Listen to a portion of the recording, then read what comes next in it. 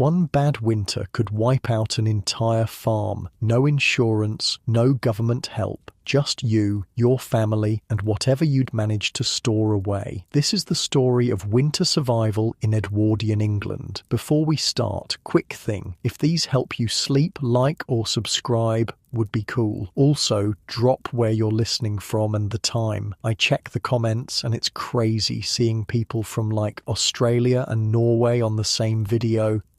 Alright, we're heading back to Edwardian tonight. But wait, get comfortable first. Seriously, take a second, adjust those pillows, pull up that blanket. You're gonna want to be settled for this one. Now, congratulations, you just woke up in rural England, 1905.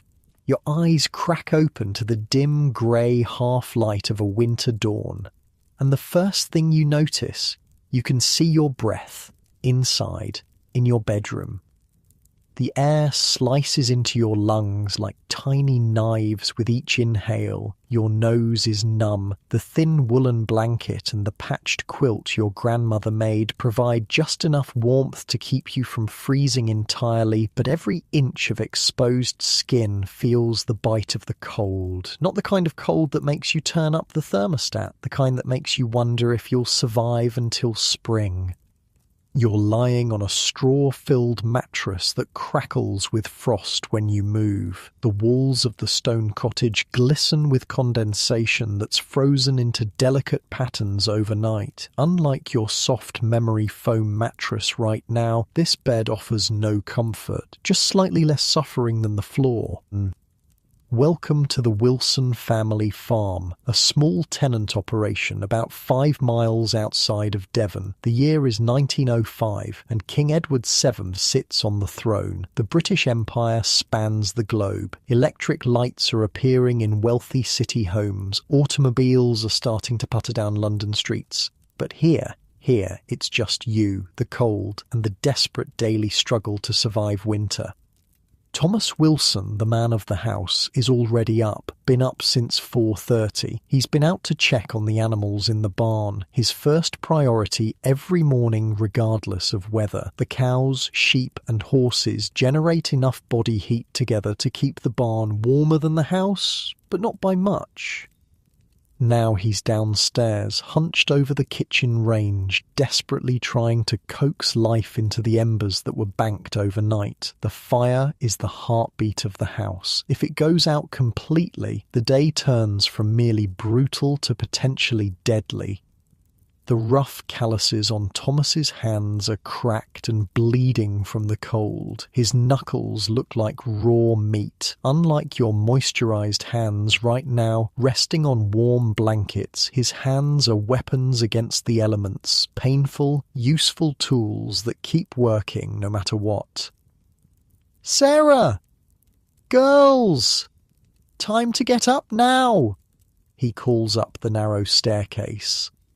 His voice sounds different in winter, tighter, more clipped, as if even words need to be conserved for warmth.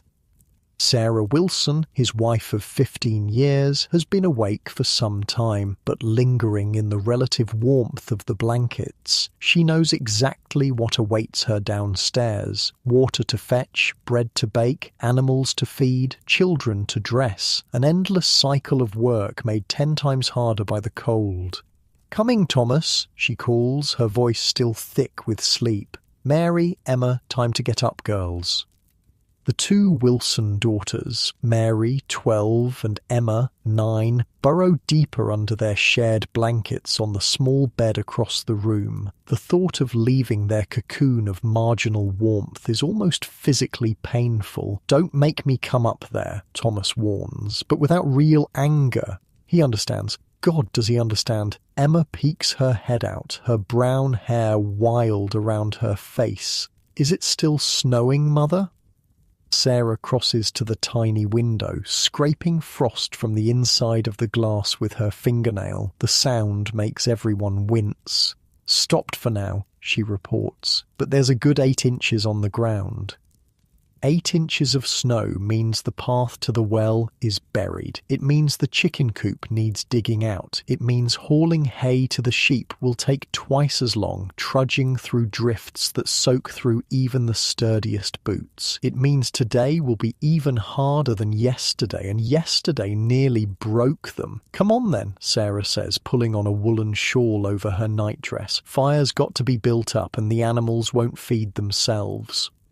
This isn't some romantic vision of yay old England. There's no charming quaintness to this brutal reality. The Wilsons aren't thinking about how picturesque their stone cottage looks with snow on the roof. They're calculating survival, how much food remains in storage, how much fuel they have for the fire, whether the weather will break before one of them falls ill. Winter on an Edwardian farm wasn't about Christmas card scenes and sleigh rides. It was about staying alive.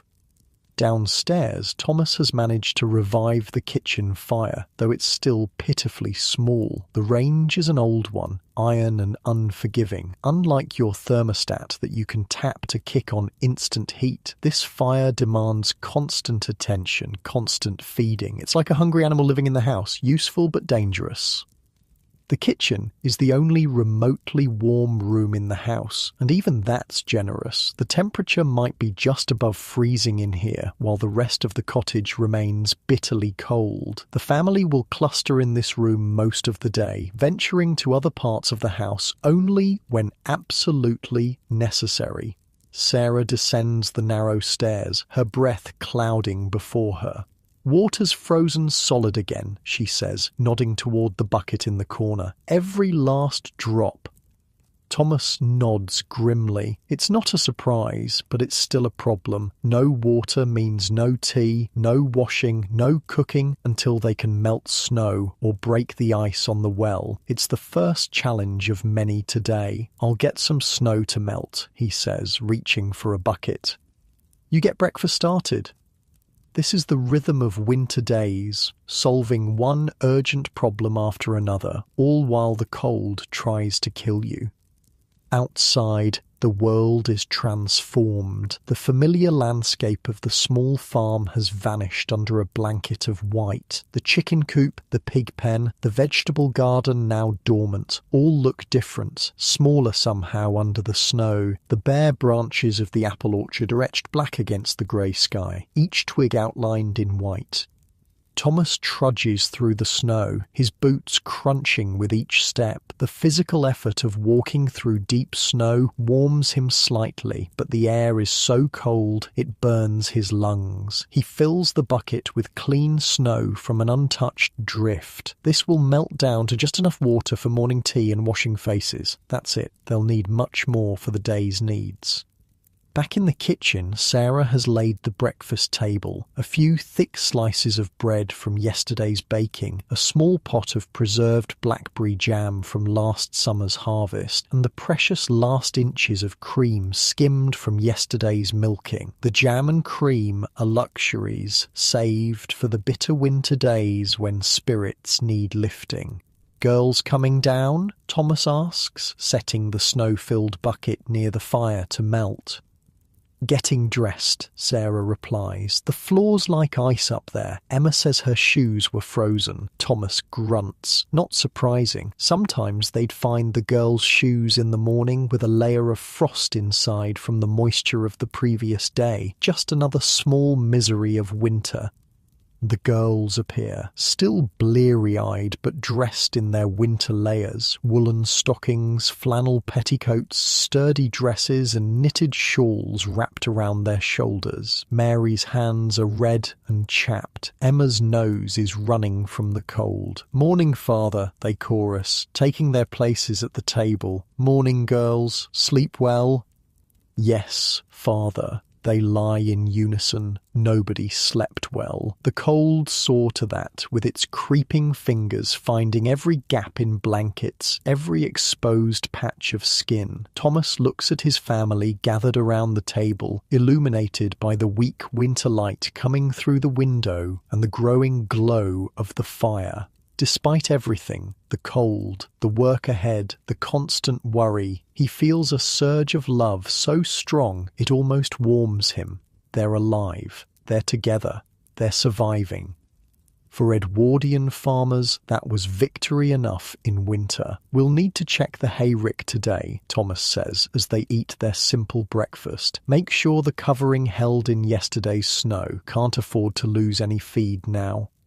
The hayrick was their winter insurance policy, carefully stacked and thatched hay harvested in late summer that would feed the livestock through the barren months. Without it, the animals would starve before spring grass appeared. Without the animals, the family would have no livelihood, no future. Last autumn, Thomas and his neighbour James Thatcher had spent days building the rick, using techniques passed down through generations. The hay had to be perfectly dry when stacked or it would rot. The thatched roof had to be angled just right to shed water. The whole structure needed to be raised on staddle stones to keep out rats and damp. A properly built hayrick was an art form, and it kept your animals alive. It was as simple and as critical as that. "I'll go with you, Father," Mary offers. At 12, she's already taking on important farm tasks, already seeing herself as essential to the farm's survival rather than a child. "Good girl," Thomas approves. "We'll go after I've cleared a path to the well and the privy." The outdoor privy is another winter challenge. Located about 20 yards from the back door, it's a miserable journey in deep snow and freezing temperatures. The wooden seat is like ice. The small structure offers minimal protection from the elements, and the contents can freeze solid in the coldest weather. It's an undignified, uncomfortable necessity that everyone dreads. Emma makes a face. "Can't we use the chamber pot all day?"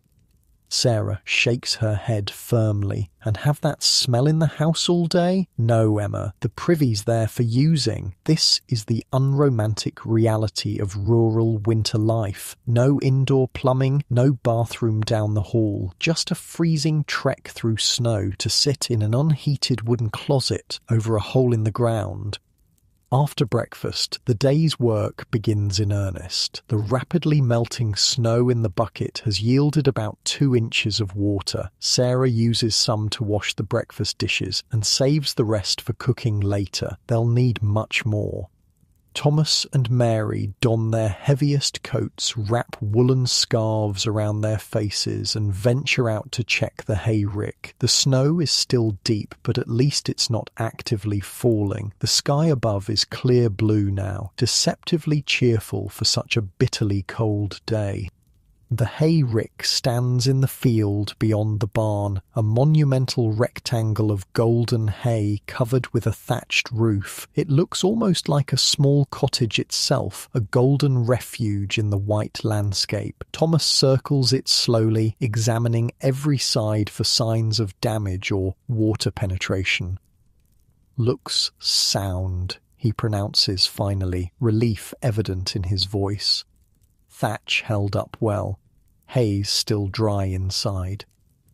Mary nods, understanding the significance. Dry hay meant living animals. Living animals meant surviving until spring. Meanwhile, back at the cottage, Sarah and Emma have their own battle with winter to fight. The wooden water pump at the well has frozen solid overnight.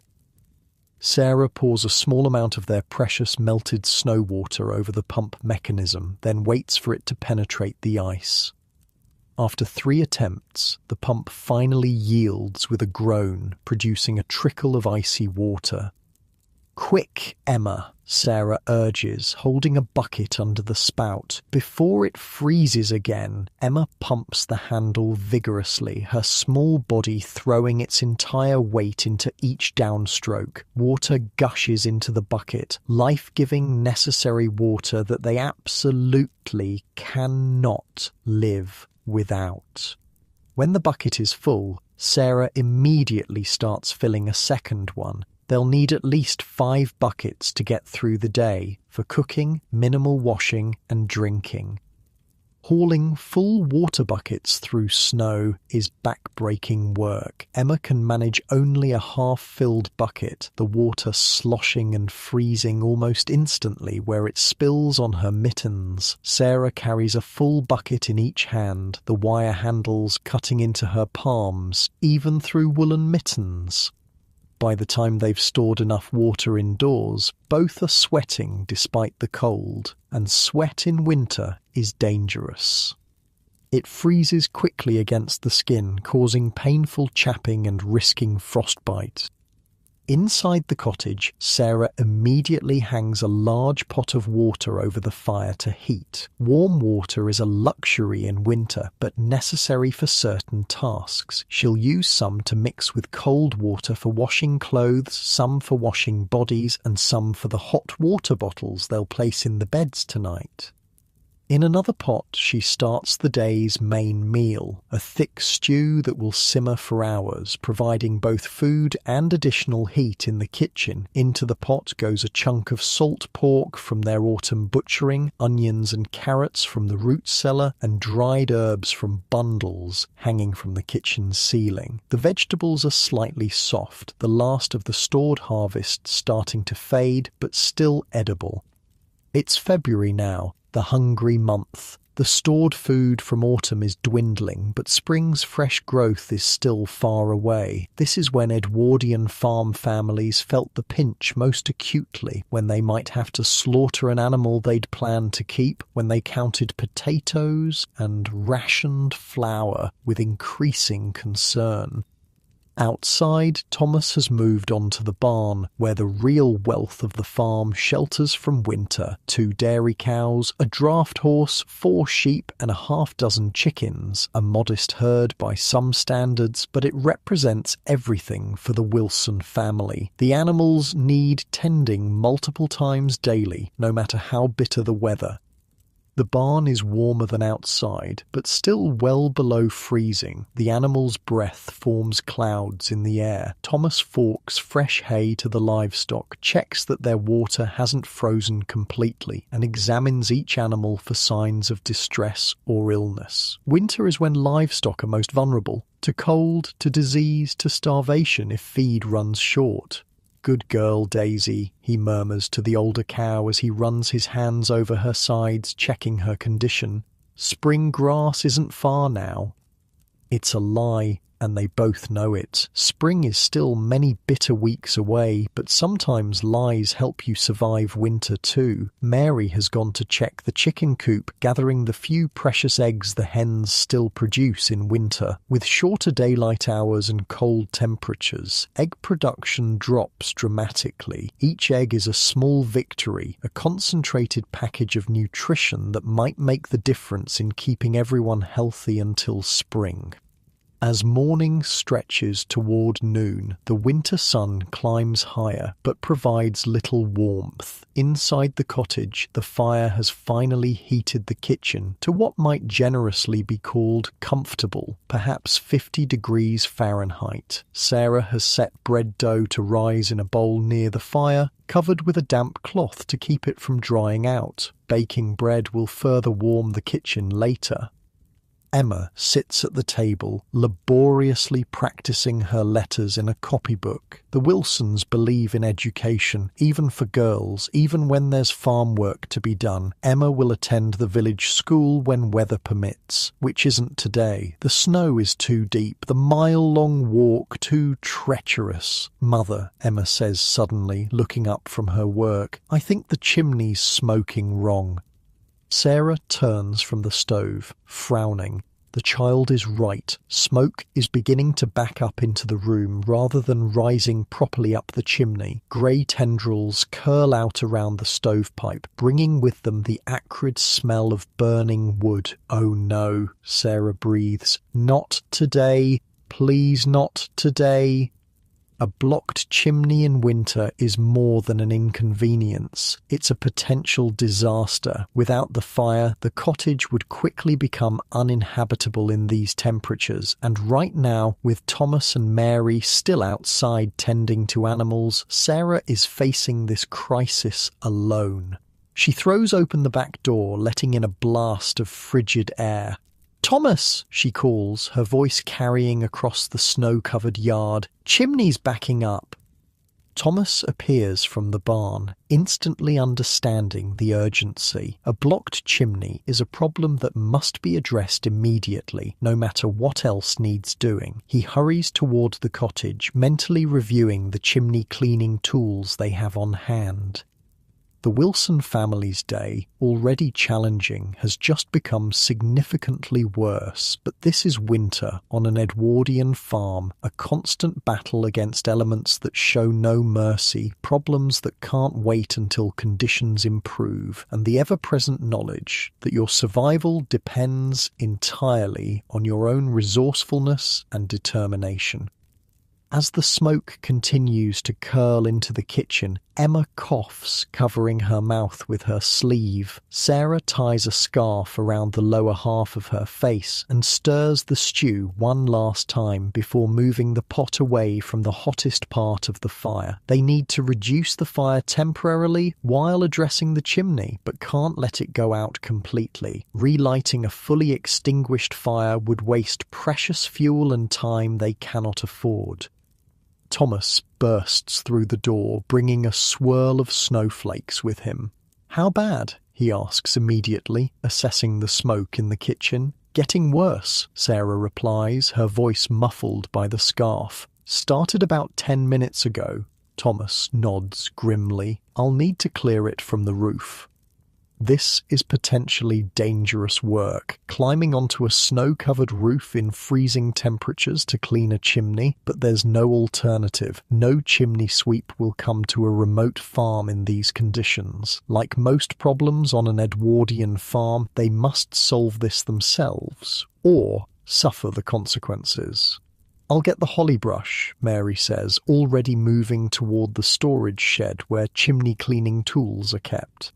The holly brush is exactly what it sounds like, a bundle of holly branches tied together to form a stiff, scratchy brush that can be lowered down the chimney to scrape away soot and debris. Holly was perfect for this job, as its stiff, spiky leaves would scrape the creosote from the chimney walls.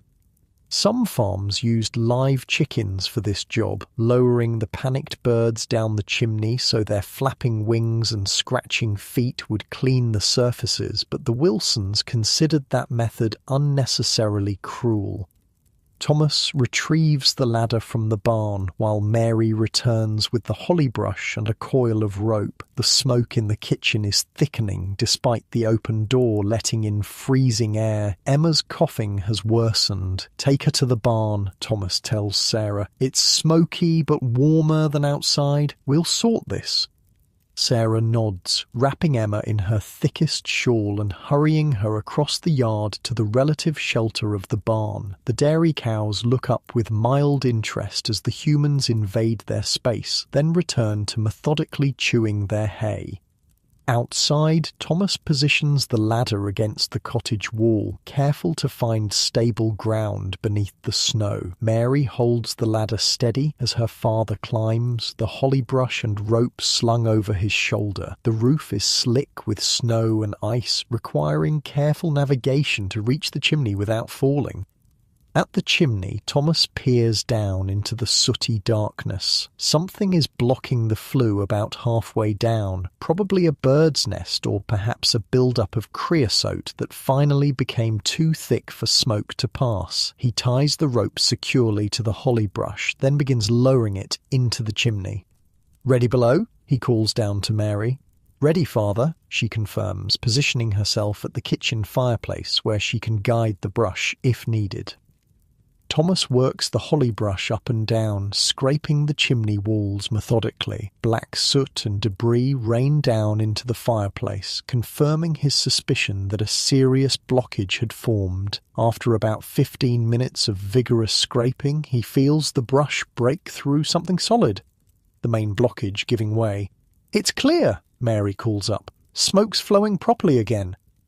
Thomas continues cleaning for another 10 minutes to ensure the chimney is thoroughly cleared, then carefully makes his way back down the ladder. His face and hands are streaked with soot, his clothing dusted with black particles. It's filthy work, but essential. In the barn, Sarah has been telling Emma stories to distract her from the cold and worry. The girl's cough has subsided in the cleaner air. When they see Thomas approaching, his cleaning task apparently complete, both feel a surge of relief. "All fixed?" Sarah asks. Thomas nods, brushing ineffectually at the soot on his jacket. Bird's nest and a lot of creosote build up. Should draw properly now. This is what winter survival looked like for Edwardian farmers, not grand heroics, but constant vigilance and immediate response to problems that could quickly become life-threatening. A blocked chimney meant no heat. No heat in February could mean illness or worse. There was no margin for procrastination, no luxury of waiting for better conditions. The family returns to the cottage, where the air is already clearing as smoke finds its proper path up the chimney rather than into the living space. Thomas builds the fire back up while Sarah returns the stew pot to its place and puts the kettle on for tea. The crisis has been averted, but it's just one of many they'll face before winter releases its grip. As they warm themselves by the restored fire, none of them know that an even greater challenge awaits tomorrow. But that's winter on an Edwardian farm. Each day brings its own battles, its own tests of resilience and resourcefulness. Their survival depends on facing each one with determination and the accumulated wisdom of generations who have weathered similar winters before them. Outside, the sun has already begun its early descent toward the horizon. Winter days are short, the darkness long. Soon they'll need to light the precious oil lamps, using as few as possible to conserve fuel. The animals will need a final check before nightfall. Water will need to be heated for hot water bottles, and tomorrow's bread must be set to rise overnight. The work never stops. The cold never relents, but they endure. And as you lie there in your comfortable, warm bed, remember the hardiness that got them through those brutal Edwardian winters still lives somewhere in all of us. A resilience born of necessity, a determination that refuses to yield to the elements. Perhaps that's why these stories of winter survival resonate so deeply. They remind us of a strength we hope we'd find if ever we needed it. The fire crackles in the Wilson cottage as the family gathers close to its precious warmth. Outside, the winter night descends, stars appearing in a clear sky that promises even colder temperatures by morning. But for now, they are warm. For now, they are together. The morning after the chimney crisis dawns even colder. The Wilson family wakes to find ice patterns growing on the inside of the windows like strange crystalline ferns. The water bucket in the kitchen has a solid inch of ice on top. Even the air itself seems frozen, hanging heavy and still throughout the cottage. Thomas breaks the ice in the bucket with a poker, the crack echoing in the quiet kitchen. "Coldest night yet," he says, his voice rough from sleep. February's showing its teeth. Sarah, already stoking the kitchen fire, just nods. There's no point discussing the obvious. The cold is a presence, almost a family member in these winter months. Unwelcome, but impossible to ignore. "We'll need to check the meat today," she says instead, practical as always. "Make sure nothing's spoiling." This is the true terror of winter for Edwardian farmers, not just the cold itself, but the constant battle to preserve enough food to survive until spring. The modern luxury of refrigeration didn't exist. Your supermarket was whatever you'd managed to grow, butcher, and preserve the previous year. Running out meant hunger at best, starvation at worst. "I'll help," Mary offers, wrapping her shawl tighter. At 12, she understands the gravity of food preservation. She's seen bad winters before, years when spring found neighbour families gaunt and hollow-eyed from months of short rations. After a breakfast of porridge made from their precious oat stores, thickened with the last of yesterday's milk, Thomas and Mary bundle up to venture into the cold store, a small stone outbuilding on the north side of the cottage where winter temperatures keep food naturally chilled. It's not quite freezing inside, which is ideal. Too warm and food spoils, too cold and it freezes solid, becoming difficult to use.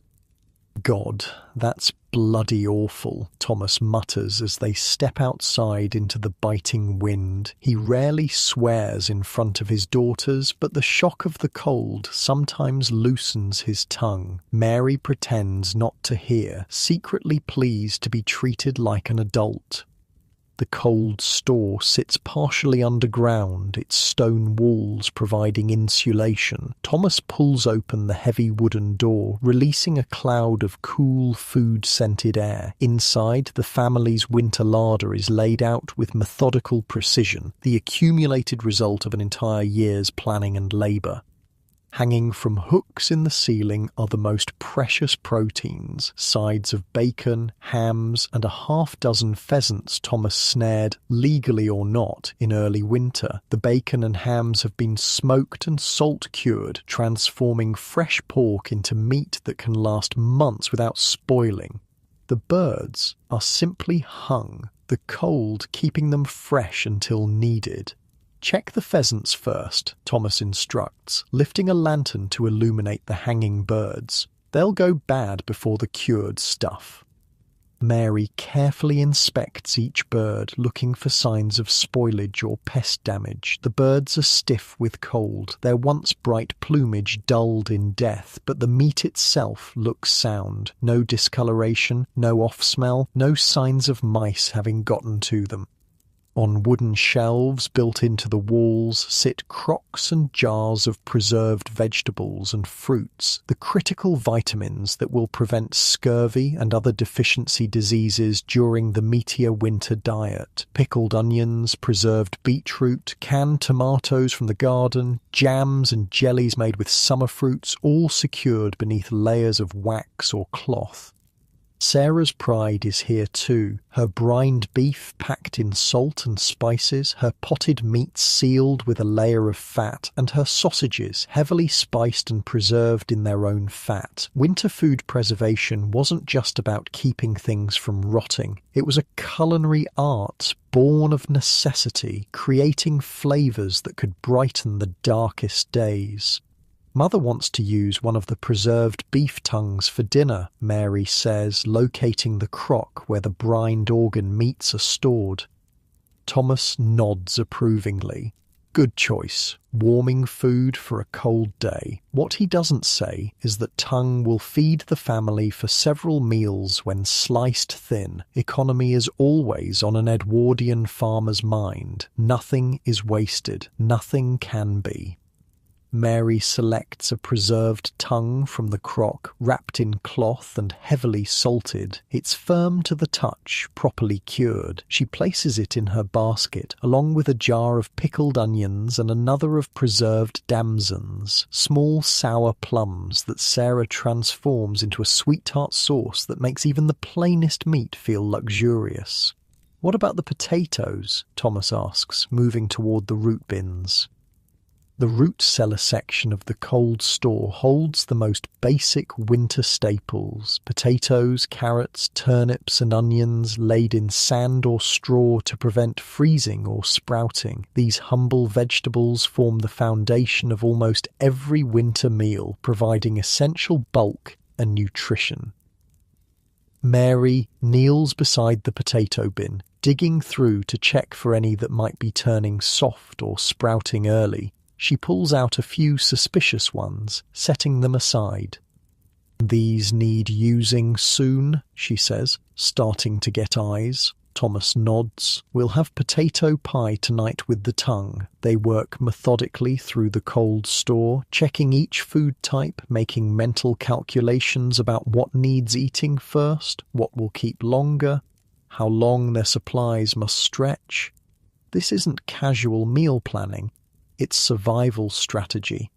Every decision balances immediate needs against future uncertainties.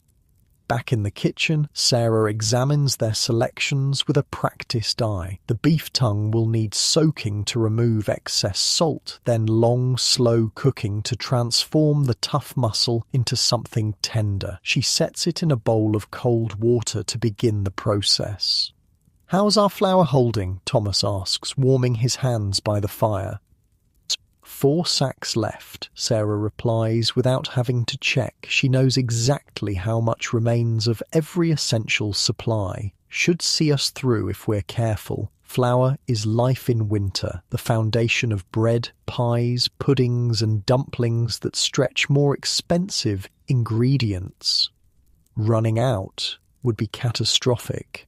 Many Edwardian farm families literally measured their winter security in flour sacks.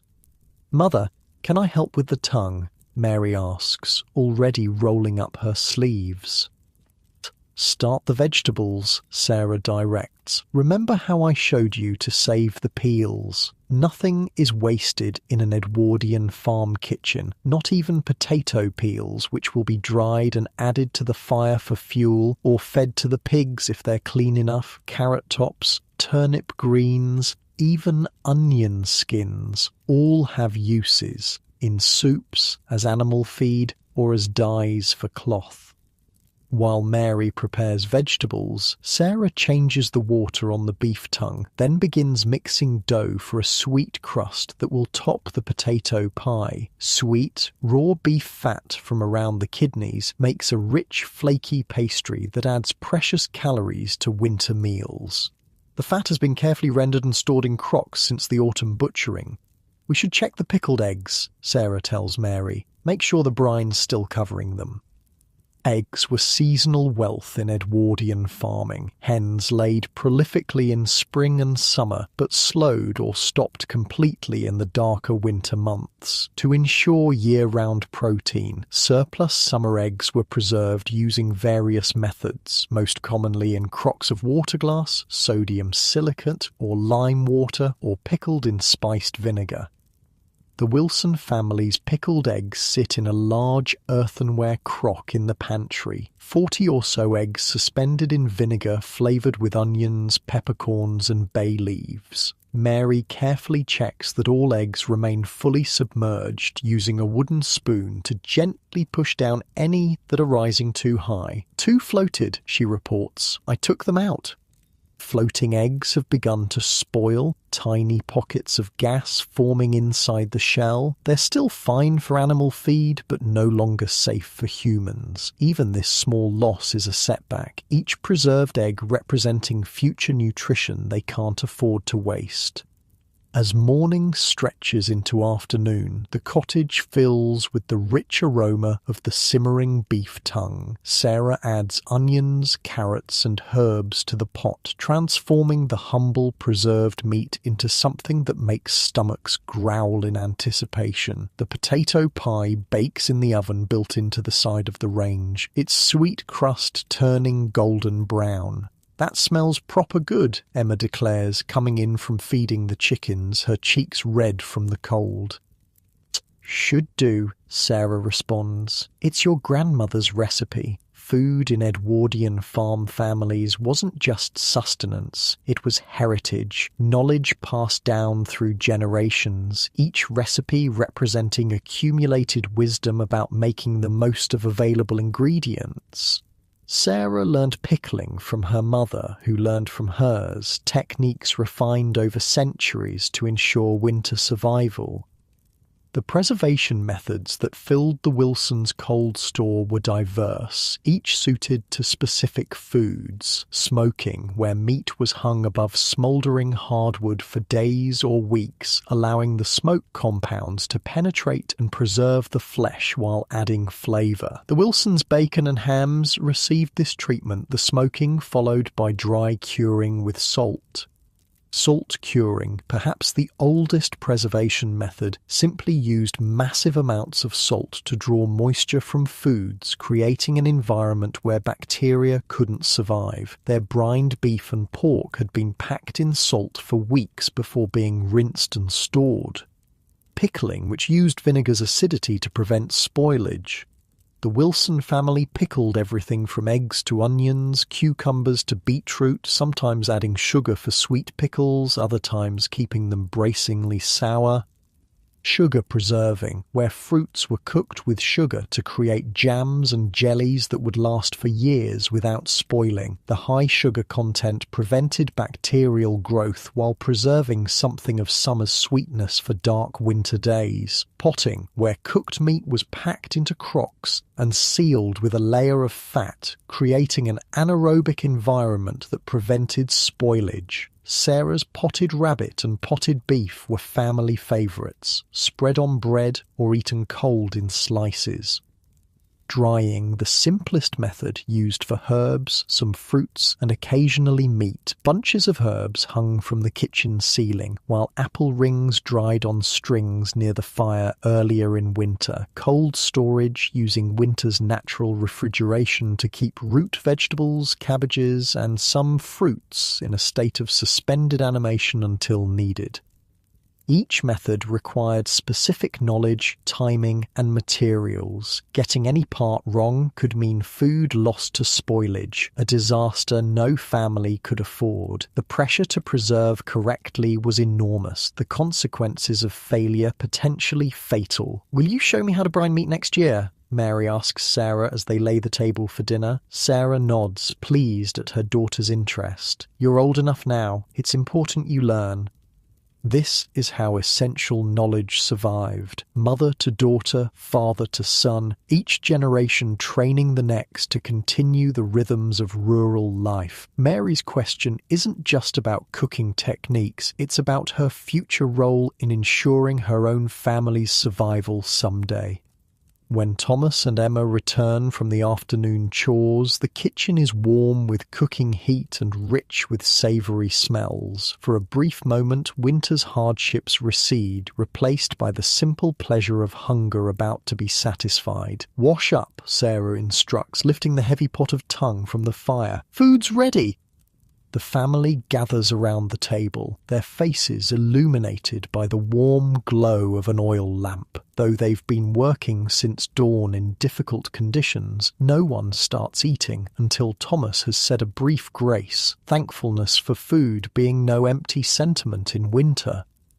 The beef tongue, brined and then slowly simmered until tender, is sliced and arranged on a platter. The potato pie, golden crusted and steaming when cut open, sits beside it. A small dish of pickled onions adds tangy contrast, while preserved damsons provide a sweet-sour accompaniment that cuts through the richness of the meat. It's a feast by Edwardian farm standards, varied, flavourful and nutritious. The family eats appreciatively but not greedily, each portion measured to ensure leftovers for tomorrow. Even in relative plenty, the habit of stretching food is ingrained. "This tongue's proper good, Mother," Thomas approves between bites. "Cured it just right." Sarah accepts the compliment with a nod. Her preserving skills are a source of quiet pride, a concrete contribution to the family's welfare, as important as Thomas's farming or animal husbandry. As they eat, they discuss the work still to be done before nightfall. Water to fetch, animals to feed and bed down, fires to bank so they'll last through the night. The winter routine allows no true rest, just brief pauses between essential tasks. "There's a slice of ginger cake for after," Sarah says when the main course is finished. "Just a small one." This modest dessert is met with genuine excitement. Sweet treats are rare in winter, saved for Sundays or particularly hard days. The ginger cake, made with preserved ginger, molasses, and precious spices, represents a small luxury against winter's deprivations. The cake is sliced thinly, each piece savoured in small bites to make it last. Emma closes her eyes as she chews, transported momentarily by the sweet, spicy flavour. Even Thomas, not given to visible enjoyment, smiles at the taste. "Remember when Father caught his hand in the chaff cutter and you made ginger cake because he was feeling so low?" Mary asks Sarah, memory triggered by the familiar taste. Sarah nods. 3 years ago now. Thought he might lose those fingers. "Still ache when it's cold," Thomas admits, flexing his right hand where 2 fingers bear thick white scars. Farm accidents were common and potentially catastrophic in an era before antibiotics or sophisticated surgery. That Thomas kept his fingers was attributed equally to Sarah's herbal poultices and divine intervention. This casual mention of near disaster over dessert illustrates the Edwardian farmer's matter-of-fact relationship with danger. Injuries, illness, even death were woven into daily life, acknowledged but not dwelled upon. You survived by looking forward, not back. After dinner, while Sarah and the girls clean up, Thomas retreats to a corner of the kitchen with his pipe and account book. Winter evenings offer the only time for reviewing the farm's finances, calculating what they can sell come spring, what must be purchased, whether they're getting ahead or falling behind. The numbers are never as good as he hopes. Small tenant farmers like the Wilsons existed in a perpetual state of economic precarity, always one bad harvest or sick animal away from disaster. Tonight's calculations are particularly concerning. The hay is running lower than he'd like, and they'll need seed for spring planting soon. He closes the book with a sigh, drawing on his pipe. The sweet, pungent smoke curls toward the ceiling, joining the steam from washing up and the wood smoke from the fire in the kitchen's warm atmosphere. "Bad?" Sarah asks quietly when the girls are occupied elsewhere. "Tight," he replies simply. "We'll manage." She accepts this with a nod, neither demanding details nor offering false reassurance. Their partnership is built on shared reality, not comforting lies. As evening deepens toward night, the family's activities contract toward the fire. Emma practices her sewing, awkwardly forming stitches on a piece of scrap cloth. Mary mends a torn shirt, her stitches neat and even. Sarah works on knitting a new pair of stockings for Thomas, the needles clicking rhythmically. Thomas himself cleans and oils harness pieces, preparing for spring work that still seems impossibly distant. The kitchen is the only truly warm room, so all household activities concentrate here after dark. It creates a kind of forced intimacy, the family physically close as they work by lamplight. In summer, they might scatter to different tasks in different locations, but winter binds them together within the narrow radius of the fire's heat. This is the winter evening pattern that would be familiar to Edwardian farm families across Britain, a quiet time of necessary indoor work, conversations that rise and fall naturally, perhaps a Bible reading or story to pass the hours until bedtime. No television, no radio, no electronic distractions. Just human connection in a small, warm space surrounded by cold darkness. "Tell about the winter the sheep got buried," Emma requests, breaking a comfortable silence. Like all children, she enjoys hearing family stories, especially dramatic ones with happy endings. Thomas smiles faintly. "Your mother tells it better." 3 winters ago, Sarah begins, her hands continuing to knit without pause. We had snow like you've never seen, drifts higher than this cottage in places. Your father went to check the sheep in the north pasture and found nothing, not a single one, all buried completely under snow. Emma's eyes widen, though she's heard the story before. All 20? All 20, Sarah confirms. We thought they were lost for certain, but your father wouldn't give up. He took the long pole and went across that field inch by inch, poking down through the snow, searching for them. Took nearly all day, Thomas adds, warming to the tale despite himself. Sun was setting by the time I found the first one, just a little hollow in the snow where she was breathing.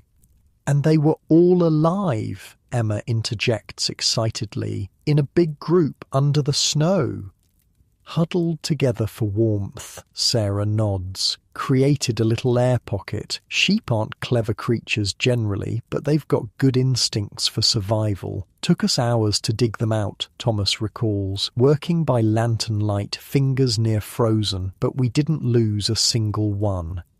The story, told and retold on winter evenings, carries multiple messages. The unpredictability of farming life, the necessity of persistence, the small miracles that sometimes occur just when hope seems lost. It's entertainment, but also education, preparing the next generation for the realities they'll face.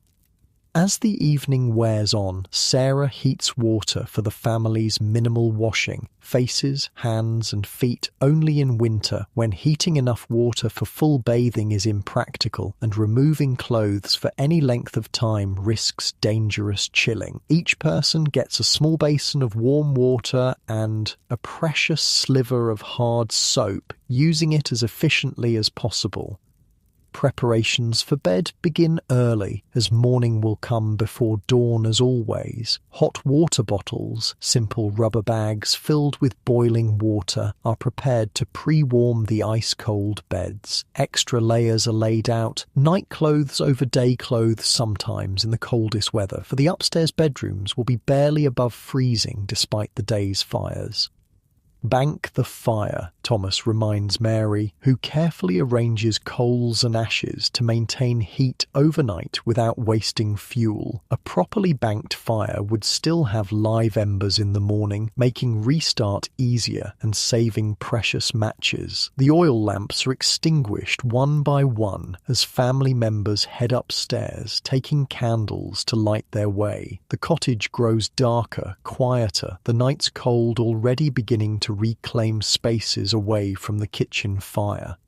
Sarah is the last to bed, after checking that doors are secured and water buckets filled for morning. She stands for a moment in the darkened kitchen, listening to the wind outside, the occasional pop from the banked fire, the settling sounds of the old cottage. Despite the day's work and worries, she feels a moment of deep contentment. Her family is fed, warm and safe for another night. In an Edwardian winter, that's victory enough. Upstairs, despite hot water bottles and layers of blankets, beds still take time to warm from body heat. The family members curl into tight balls, conserving warmth, waiting for sleep to come. Outside their windows, stars glitter in the clear, freezing sky, winter constellations wheeling above the sleeping farm. Tomorrow will bring more cold, more work, more careful rationing of preserved food, but tonight they rest, drawing strength for whatever challenges the next day brings. This is how Edwardian farmers survived winter, one day at a time, with hard work, careful planning and the quiet courage to face each dawn no matter how bitter the cold. In their dreams, perhaps, they see spring's green promise, new lambs, freshly turned earth, seeds pushing towards sunlight. But that's still many cold weeks away, a distant hope sustained through winter's darkest days by preserved food, warm fires, and the enduring bonds of family. Morning arrives with a howling wind that rattles the cottage windows and sends snow swirling in miniature tornadoes across the yard. Thomas wakes before his pocket watch shows 5 o'clock, roused by the urgent lowing of a cow in distress. "Sarah," he murmurs, his breath clouding above the blankets. "Something's wrong in the barn." She's already awake, attuned to the different sounds of the farm, even in sleep. The brown cow? "Daisy," he confirms, swinging his legs out into the biting cold air. Doesn't sound right. In the Edwardian farming year, winter was when animals were most vulnerable. The Wilson family's livestock, 2 dairy cows, 4 sheep, a draft horse, and the chickens, represented not just their livelihood, but their wealth on legs. Losing even one animal to winter illness could devastate their precarious finances. Thomas dresses quickly in the dark, layering clothing against the cold. His movements are practiced, efficient. He's made similar pre-dawn trips to the barn countless times over the years, responding to the distress calls of animals that can't wait for daylight. "Want me to come?" Sarah offers, already reaching for her shawl. "No, stay warm. I'll call if I need you." The unspoken message is clear. There's no sense in both of them freezing if it's something simple, but they both know what his tone really means. If it's the cow calving early or something worse, Sarah's experience might make the difference between life and death. Thomas lights a lantern and steps out into the brutal cold. The temperature has dropped further overnight, the kind of cold that snatches breath away and instantly numbs exposed skin. Snow crunches beneath his boots as he makes his way to the barn. The lanterns glow, creating a small sphere of light in the pre-dawn darkness.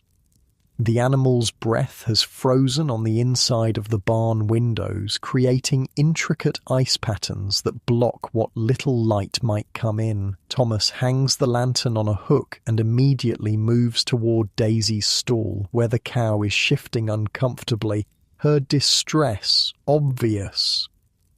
"Easy, girl," he soothes, approaching carefully. "What's the trouble, then?" Daisy's eyes roll white with pain and fear as Thomas runs experienced hands over her swollen sides. The cow is heavy with calf, but she shouldn't be delivering for another 3 weeks at least. An early birth in these temperatures could mean losing both mother and calf. A double disaster they cannot afford.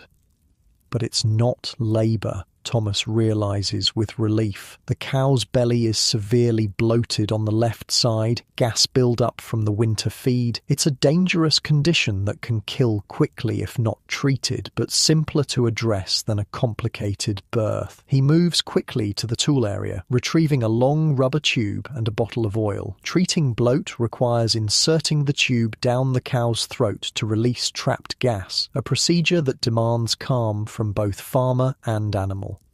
"Good girl," he murmurs as he approaches Daisy again. "This won't be pleasant, but it'll make you feel better." The procedure is difficult in the dim light and freezing barn, Thomas's fingers so cold they can barely feel the tube. But decades of experience guide him, muscle memory taking over where sensation fails. When the tube finally reaches the cow's first stomach, the release of foul-smelling gas is immediate and voluminous. "That's it," Thomas encourages, relief evident in his voice. "Let it all out." By the time Sarah arrives, wrapped in multiple layers and carrying a steaming bucket, Daisy is already improving, the dangerous swelling in her side noticeably reduced. "Bloat," Thomas explains simply. "Bad case, winter feed's too dry." Sarah nods, understanding immediately. The preserved winter fodder, dried hay and straw, lacks the moisture of summer grass, making cattle more prone to digestive issues. It's one of many winter-specific health challenges they must constantly monitor. "Brought warm water with molasses," she says, setting down the bucket. "Get her drinking again."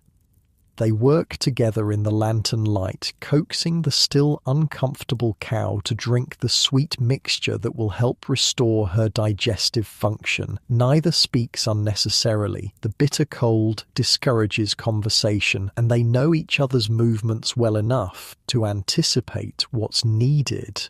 Only when Daisy has drunk half the bucket and is looking noticeably more comfortable does Thomas step back, exhaling a long breath that clouds dramatically in the frozen air. "That was close," he admits quietly. "Another hour and we might have lost her." Sarah nods, understanding the implications. Losing Daisy would mean no milk for months until they could somehow afford another cow, no calf to either keep or sell, and one less animal to produce the manure that fertilizes their fields. Farm animals weren't pets. They were essential components in a fragile system where each loss weakened the whole. "While we're here, might as well check the others," Sarah suggests practically. Together, they move through the barn, examining each animal by lantern light. The other cow, Bess, seems fine, chewing calmly on hay in her stall. The draft horse, Samson, nickers softly when Thomas runs a hand over his broad back, checking for any cold spots that might indicate poor circulation, a deadly risk in winter. He needs better bedding, Thomas notes, seeing how the horse has pushed what little straw he has into a pile, leaving parts of his body in contact with the cold floor. "We'll bring more this morning." The sheep, huddled together in their pen, are checked individually, their thick winter wool providing excellent insulation, but also making it harder to detect problems underneath. Thomas parts the fleece carefully, looking for signs of parasites or infections that could weaken the animals when they need all their strength to survive winter. "This one's got foot rot starting," he says, lifting a ewe's hoof to show Sarah the early signs of the common ovine ailment. "We'll need to treat her today." Foot rot, a bacterial infection that thrives in damp conditions, was a constant winter concern for sheep. Left untreated, it could cripple an animal, preventing it from reaching food or water. Treatment was unpleasant but necessary, trimming away infected hoof tissue and applying a copper sulfate solution that burned the bacteria but also caused the sheep considerable discomfort. "I'll mix the copper wash," Sarah says, making a mental note. "Mary can help hold her." By the time they finish checking all the animals, grey dawnlight is beginning to filter through the frost-covered windows. The temperature in the barn has risen slightly with the combined body heat of the livestock, but it's still well below freezing. Thomas blows on his hands, trying to restore some feeling to his numb fingers. "We'll need more straw from the rick today," he says, mentally calculating how much bedding they can spare. "Animals need extra in this cold." Sarah nods agreement. "Girls can help after breakfast. I'll get it started." She heads back to the cottage to begin the day's first meal and wake the children, leaving Thomas to complete the morning milking. Even this routine task is complicated by winter. The cows produce less milk in cold weather, their bodies conserving energy for survival rather than production. What milk they do give is precious, providing essential nutrition when fresh food is scarce. Thomas positions the wooden milking stool beside Bess, the healthier cow, and begins the rhythmic squeezing that releases warm milk into the bucket. His fingers, still half frozen, struggle to find their usual dexterity. The cow shifts uncomfortably, sensitive to his clumsy touch. "Sorry, girl," he murmurs, flexing his hands to restore circulation. "Cold makes fools of us all." The truth is, winter makes everything harder on an Edwardian farm. Every task takes longer, requires more energy, carries greater risk. The animals feel it too, their natural instincts urging them to move less, eat more, conserve heat however possible. It's the farmer's job to work against these instincts sometimes, ensuring the livestock stay active enough to maintain health while still respecting their winter needs. When Mary arrives to help with chores, she finds her father still milking, his progress slower than usual in the bitter cold. "Morning, father," she greets, her voice muffled by the scarf wrapped around the lower half of her face. "Mother says breakfast in 20 minutes. "Tell her 30, Thomas corrects, nodding toward the milk bucket. "Bess is giving less than usual. Need to be patient with her." Mary nods, understanding, and moves to her own morning task, feeding the chickens that huddle miserably in their coop, feathers fluffed against the cold. Egg production has dropped to almost nothing in the dark winter months, but the birds still need care if they're to resume lay-in when days lengthen again. The chicken coop represents one of the many special winter arrangements made for animals on the farm. In warmer months, the birds range freely during daylight, finding much of their own food in the form of insects, seeds, and plants. In winter, they're confined to the coop and attached run, protected from snow and wind by walls reinforced with straw bales for insulation. Inside, Mary scatters grain saved specifically for this purpose, then breaks the ice in the water dish and refills it. Despite the modifications, the coop is still cold enough that water freezes solid overnight, one of many small winter challenges that must be addressed multiple times daily. "Poor silly things," she says, as the chickens peck half-heartedly at the grain. Like all farm children, she has a practical but not unsympathetic relationship with the animals. They aren't pets to be coddled, but neither are they simply production units to be exploited. There's a middle ground of respectful care that recognizes both their utility and their sentience. By the time the family reconvenes for breakfast, the day's animal care plan has been established. Treat the sheep with foot rot, add bedding throughout the barn, monitor Daisy for any return of bloat, and check the chicken coop for drafts that might be contributing to their reduced laying. "We'll need to mix a fresh batch of udder balm too," Sarah adds as she serves porridge at the kitchen table. "Bess is getting chapped from the cold." Udder balm, a homemade salve of beeswax, lard and herbs, protected the sensitive skin of milk cows from winter damage. Without it, painful cracking could lead to infections that might render a cow unmilkable, cutting off a crucial food source for the family. It's one of dozens of preventative measures Edwardian farmers took to protect livestock health through winter. "Can I help make it?" Emma asks eagerly. At 9, she's still learning the countless remedies and preparations that fill Sarah's mental encyclopedia of farm knowledge. "You can stir while I add the herbs," Sarah agrees. "It needs a steady hand." After breakfast, the family disperses to their assigned tasks, bundled against the cold that seems only to intensify as the day brightens. Thomas and Mary head to the hayrick to collect fresh bedding straw, while Sarah and Emma remain in the relative warmth of the kitchen to prepare the various animal treatments needed. The hayrick stands like a golden monument in the snow-covered field, its carefully thatched top protecting the precious winter fodder from moisture. Thomas removes the canvas covering from one side, exposing the densely packed hay beneath. "We'll take from this section," he instructs Mary, pointing to an area they haven't yet harvested. "Need to keep it even so the stack doesn't collapse." They work together, Thomas using a hay knife, essentially a very large, very sharp blade attached to a wooden handle, to cut sections from the compacted mass. The physical effort generates welcome warmth, but the exposed skin of their faces stings in the bitter wind. Mary carries armfuls of the cut hay to the sledge they've brought, piling it as high as possible to minimize trips. The sweet smell of properly dried hay rises around them, a pleasant contrast to the otherwise odorless frozen landscape. "How do you know how much they need?" she asks, watching her father gauge the quantity with experienced eyes. Depends on the weather, Thomas explains, cutting another section. Colder it gets, more bedding they need to stay warm. Tonight's supposed to be bitter, so we'll give extra.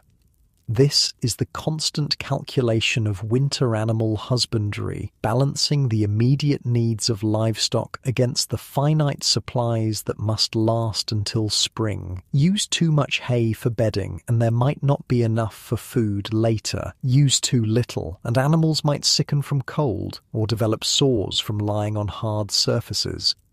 When the sledge is piled high, they drag it together across the snow toward the barn, the runners sliding easily over the frozen surface. Inside, they distribute fresh bedding to each animal according to need, most to the horse, whose large body loses heat quickly despite his winter coat, least to the sheep, who have natural insulation in their wool. Pack it deeper in the corners, Thomas instructs as they bed down the cow stalls. That's where drafts get in. The barn itself has been winterized as much as possible with their limited resources. Cracks between boards have been stuffed with straw or sealed with clay. A partial hayloft above provides some ceiling insulation. Strategic placement of straw bales creates windbreaks around the most vulnerable areas. Still, it's far from what modern farmers would consider adequate winter housing. There's no true heat source besides the animals themselves. Drinking water freezes regularly and must be replenished with buckets carried from the well. Drafts find their way through countless small openings. It's survival shelter, not comfort. Yet compared to the conditions endured by many farm animals in Edwardian Britain, the Wilson livestock are relatively fortunate. Their barn is solid, their food adequate if not abundant, their caretakers attentive to their needs. On larger commercial farms, animals might be packed into insufficient space with minimal bedding, their health secondary to economic concerns. Meanwhile, in the cottage kitchen, Sarah and Emma work on the various remedies needed for winter animal care. The udder balm bubbles gently in a small pot over the fire, filling the room with the scent of beeswax and lavender. Nearby, a stronger-smelling mixture steeps, the copper sulfate solution for treating the sheep's foot rot. "Why can't we use the udder balm for the sheep's feet too?" Emma asks, carefully stirring the salve with a wooden spoon. "Wouldn't that be nicer for her?" "Different problems need different treatments," Sarah explains patiently. "The balm soothes and protects, but it won't kill the rot. For that we need something stronger, even if it's not as pleasant." This practical approach to animal medicine characterized Edwardian farming. Remedies were valued for effectiveness rather than gentleness, and preventing suffering sometimes paradoxically required causing temporary discomfort. Most treatments were homemade from readily available materials, veterinarians being expensive luxuries rarely called except for the most valuable animals in dire emergencies. By midday, all the preparations are complete, and the family reconvenes to treat the ailing sheep. Each person has a specific role in the procedure: Thomas to catch and hold the animal, Mary to clean the affected hoof, Sarah to apply the treatment, and Emma to keep the other sheep from interfering. The ewe in question is not cooperative, sensing the coming discomfort with animal intuition. She evades Thomas's first attempt to catch her, darting between straw bales with surprising agility for an animal carrying a full winter coat and an unborn lamb. "Got a turn of speed for something so woolly," Thomas mutters, circling to try again. His second attempt succeeds, hands closing firmly around the sheep's body in a practiced hold that prevents kicking while supporting weight comfortably. The ewe bleats protest but can't escape as Thomas lowers her gently to a sitting position, exposing her feet for treatment. "Hold steady," he instructs Mary, who kneels in the straw to examine the infected hoof. The early stage foot rot is visible as a reddened area between the toes, not yet progressed to the more severe tissue damage that can cripple sheep if left untreated. Mary cleans the area with a cloth dipped in warm water, her touch gentle but thorough. Good, Sarah approves, kneeling beside her daughter with the copper sulfate solution. Now hold her foot still while I apply this. The sheep struggles as the stinging solution contacts raw tissue, nearly breaking free despite Thomas's firm grip. It takes all three of them to complete the treatment, Thomas restraining, Mary holding the hoof steady, and Sarah ensuring the solution reaches all affected areas. There, Sarah says finally, releasing the foot. We'll treat her again in 2 days if it's not improving. Thomas lets the ewe up, and she immediately retreats to the far side of the pen, shaking her treated foot and giving the humans accusatory looks. The process is repeated with a preventative application to the other sheep, none of which show active infection, but all of which could benefit from protection. Why do they get sick in winter more than summer? Emma asks, watching the sheep huddle together again after their ordeal. Wet and crowded, Thomas explains simply. They're out grazing separate in summer, feet dry out between rains. Winter they're packed in here, standing in the same straw that gets damp, perfect for rot to spread. This is one of countless seasonal health cycles that Edwardian farmers tracked and managed. Each season brought its own typical ailments, its own preventative measures, its own treatments. Winter's close confinement created particular vulnerabilities: respiratory infections, parasites, hoof problems, and diet-related issues all increased when animals spent more time in shared indoor spaces. As the short winter day begins its early progression toward darkness, the family continues their animal care routine. Fresh water is provided, replacing buckets that have begun to freeze over again. Feed is distributed according to careful calculations, enough to maintain health and warmth, not so much as to waste precious stores that must last months yet. The animals themselves have adapted to winter conditions as best they can. The sheep stand close together, sharing body heat through their thick fleeces. The cows lie in their fresh straw, conserving energy through reduced movement. The horse occasionally paws at his bedding, instinctively arranging it for maximum insulation. The chickens fluff their feathers, creating air pockets that trap warmth against their bodies.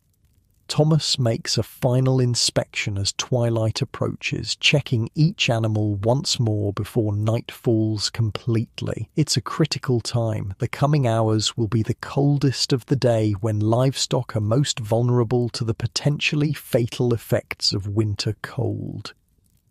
"Daisy's looking better," he reports when he returns to the cottage, stamping snow from his boots at the door. "Bloat's gone completely. Other animals seem sound." Sarah nods, relief visible in her expression. They've averted crisis today, this time, but winter is far from over, and tomorrow will bring new challenges, new risks to the animals that represent both livelihood and responsibility. "Supposed to snow again tonight," Thomas adds, warming his hands at the fire. "Probably need to dig out the barn door by morning." Weather dictates everything in winter farm life: work patterns, animal care, even the family's own comfort. A predicted snowfall means adjusting plans, preparing for harder access to outbuildings, ensuring animals have extra feed in case humans can't reach them easily for morning chores. As darkness falls completely, the Wilson family gathers again around the kitchen table for their evening meal. Mutton stew tonight, made from a shoulder of one of last year's lambs, preserved through salting and now providing essential protein for cold weather energy. The conversation naturally includes the day's animal concerns, planning for tomorrow's needs, discussing longer-term care strategies. "I think Daisy's calf will come early," Sarah remarks, serving second helpings to Thomas and Mary, who've worked hardest physically today. "She's showing signs already." Thomas nods agreement. "Another week, maybe 2, not the 3 we expected." A winter birth brings both opportunity and risk. A healthy calf represents future milk production or potential sale income, but birthing complications occur more frequently in cold weather, and newborns are extremely vulnerable to chilling. If Daisy delivers during a severe cold snap, the calf might need to be brought into the cottage kitchen for its first days, an arrangement that would be malodorous and inconvenient but might make the difference between life and death for the valuable animal. We should prepare the birthing pen tomorrow, Thomas decides. Extra straw, hanging the lantern for warmth, just in case. This forward planning characterized successful Edwardian farmers, always anticipating the next need, the next risk, the next opportunity. Those who survived and prospered weren't necessarily the strongest or wealthiest, but rather those who prepared most thoroughly and adapted most quickly to changing conditions. As they finish the meal and begin evening chores, Thomas pauses by the window, looking out at the barn just visible in the moonlight, reflecting off snow. There's worry in his expression, the concern of someone responsible for vulnerable lives in harsh conditions. "They'll be all right," Sarah says quietly, seeing his face. "We've seen them through worse winters." Thomas nods, but his expression remains solemn. "Just hope the sheep don't drop lambs early too. Don't fancy trying to raise orphans in this cold." The spectre of orphan lambs, often the result of difficult births or mothers too weak to nurse, represents one of winter's cruelest challenges. Bottle-feeding infant animals around the clock is exhausting work with uncertain outcomes. Some farmers didn't bother, considering the effort greater than the potential return, but the Wilsons would try to save any lamb born alive, partly from economic necessity and partly from their own sense of responsibility toward the animals in their care. That night, Thomas makes an extra trip to the barn before bed, checking the animals one final time despite the bitter cold and his own exhaustion. It's a devotion born not just of financial interest, but of the complex bond that develops between farmers and their livestock, a relationship not easily categorized as either purely emotional or purely practical, but containing elements of both. In the quiet barn, lit only by his lantern, Thomas moves from stall to pen to coop, ensuring all is well before he himself can rest. The animals stir sleepily at his presence, then settle again, accustomed to these nighttime checks. Their collective breathing creates a peaceful rhythm in the cold air, a reminder of the living warmth that persists even in winter's grip. Tomorrow will bring new challenges in the ongoing battle to keep these creatures healthy through the harshest season, but for tonight they are safe, fed, and as comfortable as Edwardian ingenuity and care can make them. In the precarious balance of winter farm life, that counts as victory. The predicted snow arrives overnight, several inches of fresh powder adding to the already considerable drifts. Thomas wakes in darkness to the muffled silence that only heavy snowfall brings, a quality of quiet both peaceful and isolating. He knows without looking that the day ahead will involve significant digging before regular chores can even begin. "Damn snow," he mutters, reaching for his clothes in the frigid bedroom. The coldest hours come just before dawn, and the cottage has chilled to near freezing overnight despite the banked fire below. The winter light remains dim even as Thomas makes his way downstairs, pocket watch showing nearly 6:30. These short days are another challenge of winter farming. Critical outdoor work must be compressed into the brief daylight hours or completed by unreliable lantern light at greater risk. In the kitchen, Sarah already has the fire building back to strength, the kettle beginning its morning song on the hob. The familiar scent of porridge cooking provides momentary comfort before the day's challenges. "Looks like a foot of new snow," Sarah reports, having already peered out the back door, "drifting against the barn door again." Thomas nods grimly, accepting the cup of hot tea she offers. We'll need the snow shovels, all of them. The tools of winter farming are as specialised as those for any other season, though less glamorous than the ploughs and scythes that dominate summer work. Snow shovels with wide wooden blades, modified brooms for clearing lighter falls, ice picks for breaking frozen water troughs, and the essential digging bar for penetrating frozen ground. These humble implements become life-saving equipment when winter tightens its grip. After a quick but essential breakfast, the family bundles into their heaviest outdoor clothing. Even Emma, at 9, knows her role in the morning snow clearing. Smaller paths are her responsibility, while Thomas tackles the critical barn access and Sarah ensures the well remains usable. Take the ash bucket, Thomas reminds Mary as they prepare to head out. Spread it on the path to the privy so your mother doesn't slip. The bucket contains cold ashes saved from the fire, stored specifically for providing traction on icy paths. It's one of countless small adaptations to winter conditions, knowledge passed down through generations of farmers who learned, sometimes through painful experience, how to mitigate winter's unique hazards. Outside, the world has been transformed yet again, familiar farm features buried under smooth white drifts. The snow has stopped falling but still swirls in the bitter wind, stinging exposed skin and quickly infiltrating any gap in clothing. They work with practiced efficiency, each person tackling their assigned area.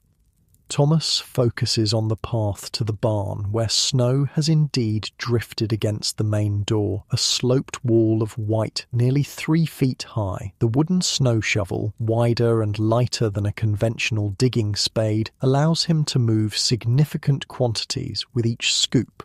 But it's still exhausting work in the bitter cold. Paths clear to the chicken coop, Emma reports, her small face red with cold and effort above her woolen scarf. But the water's frozen solid in their drinker.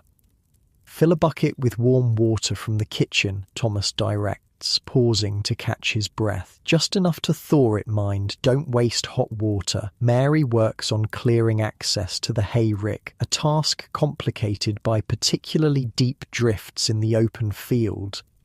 The hay sledge will need to be brought out later for fresh bedding and feed, and without a clear path, that essential task becomes far more difficult.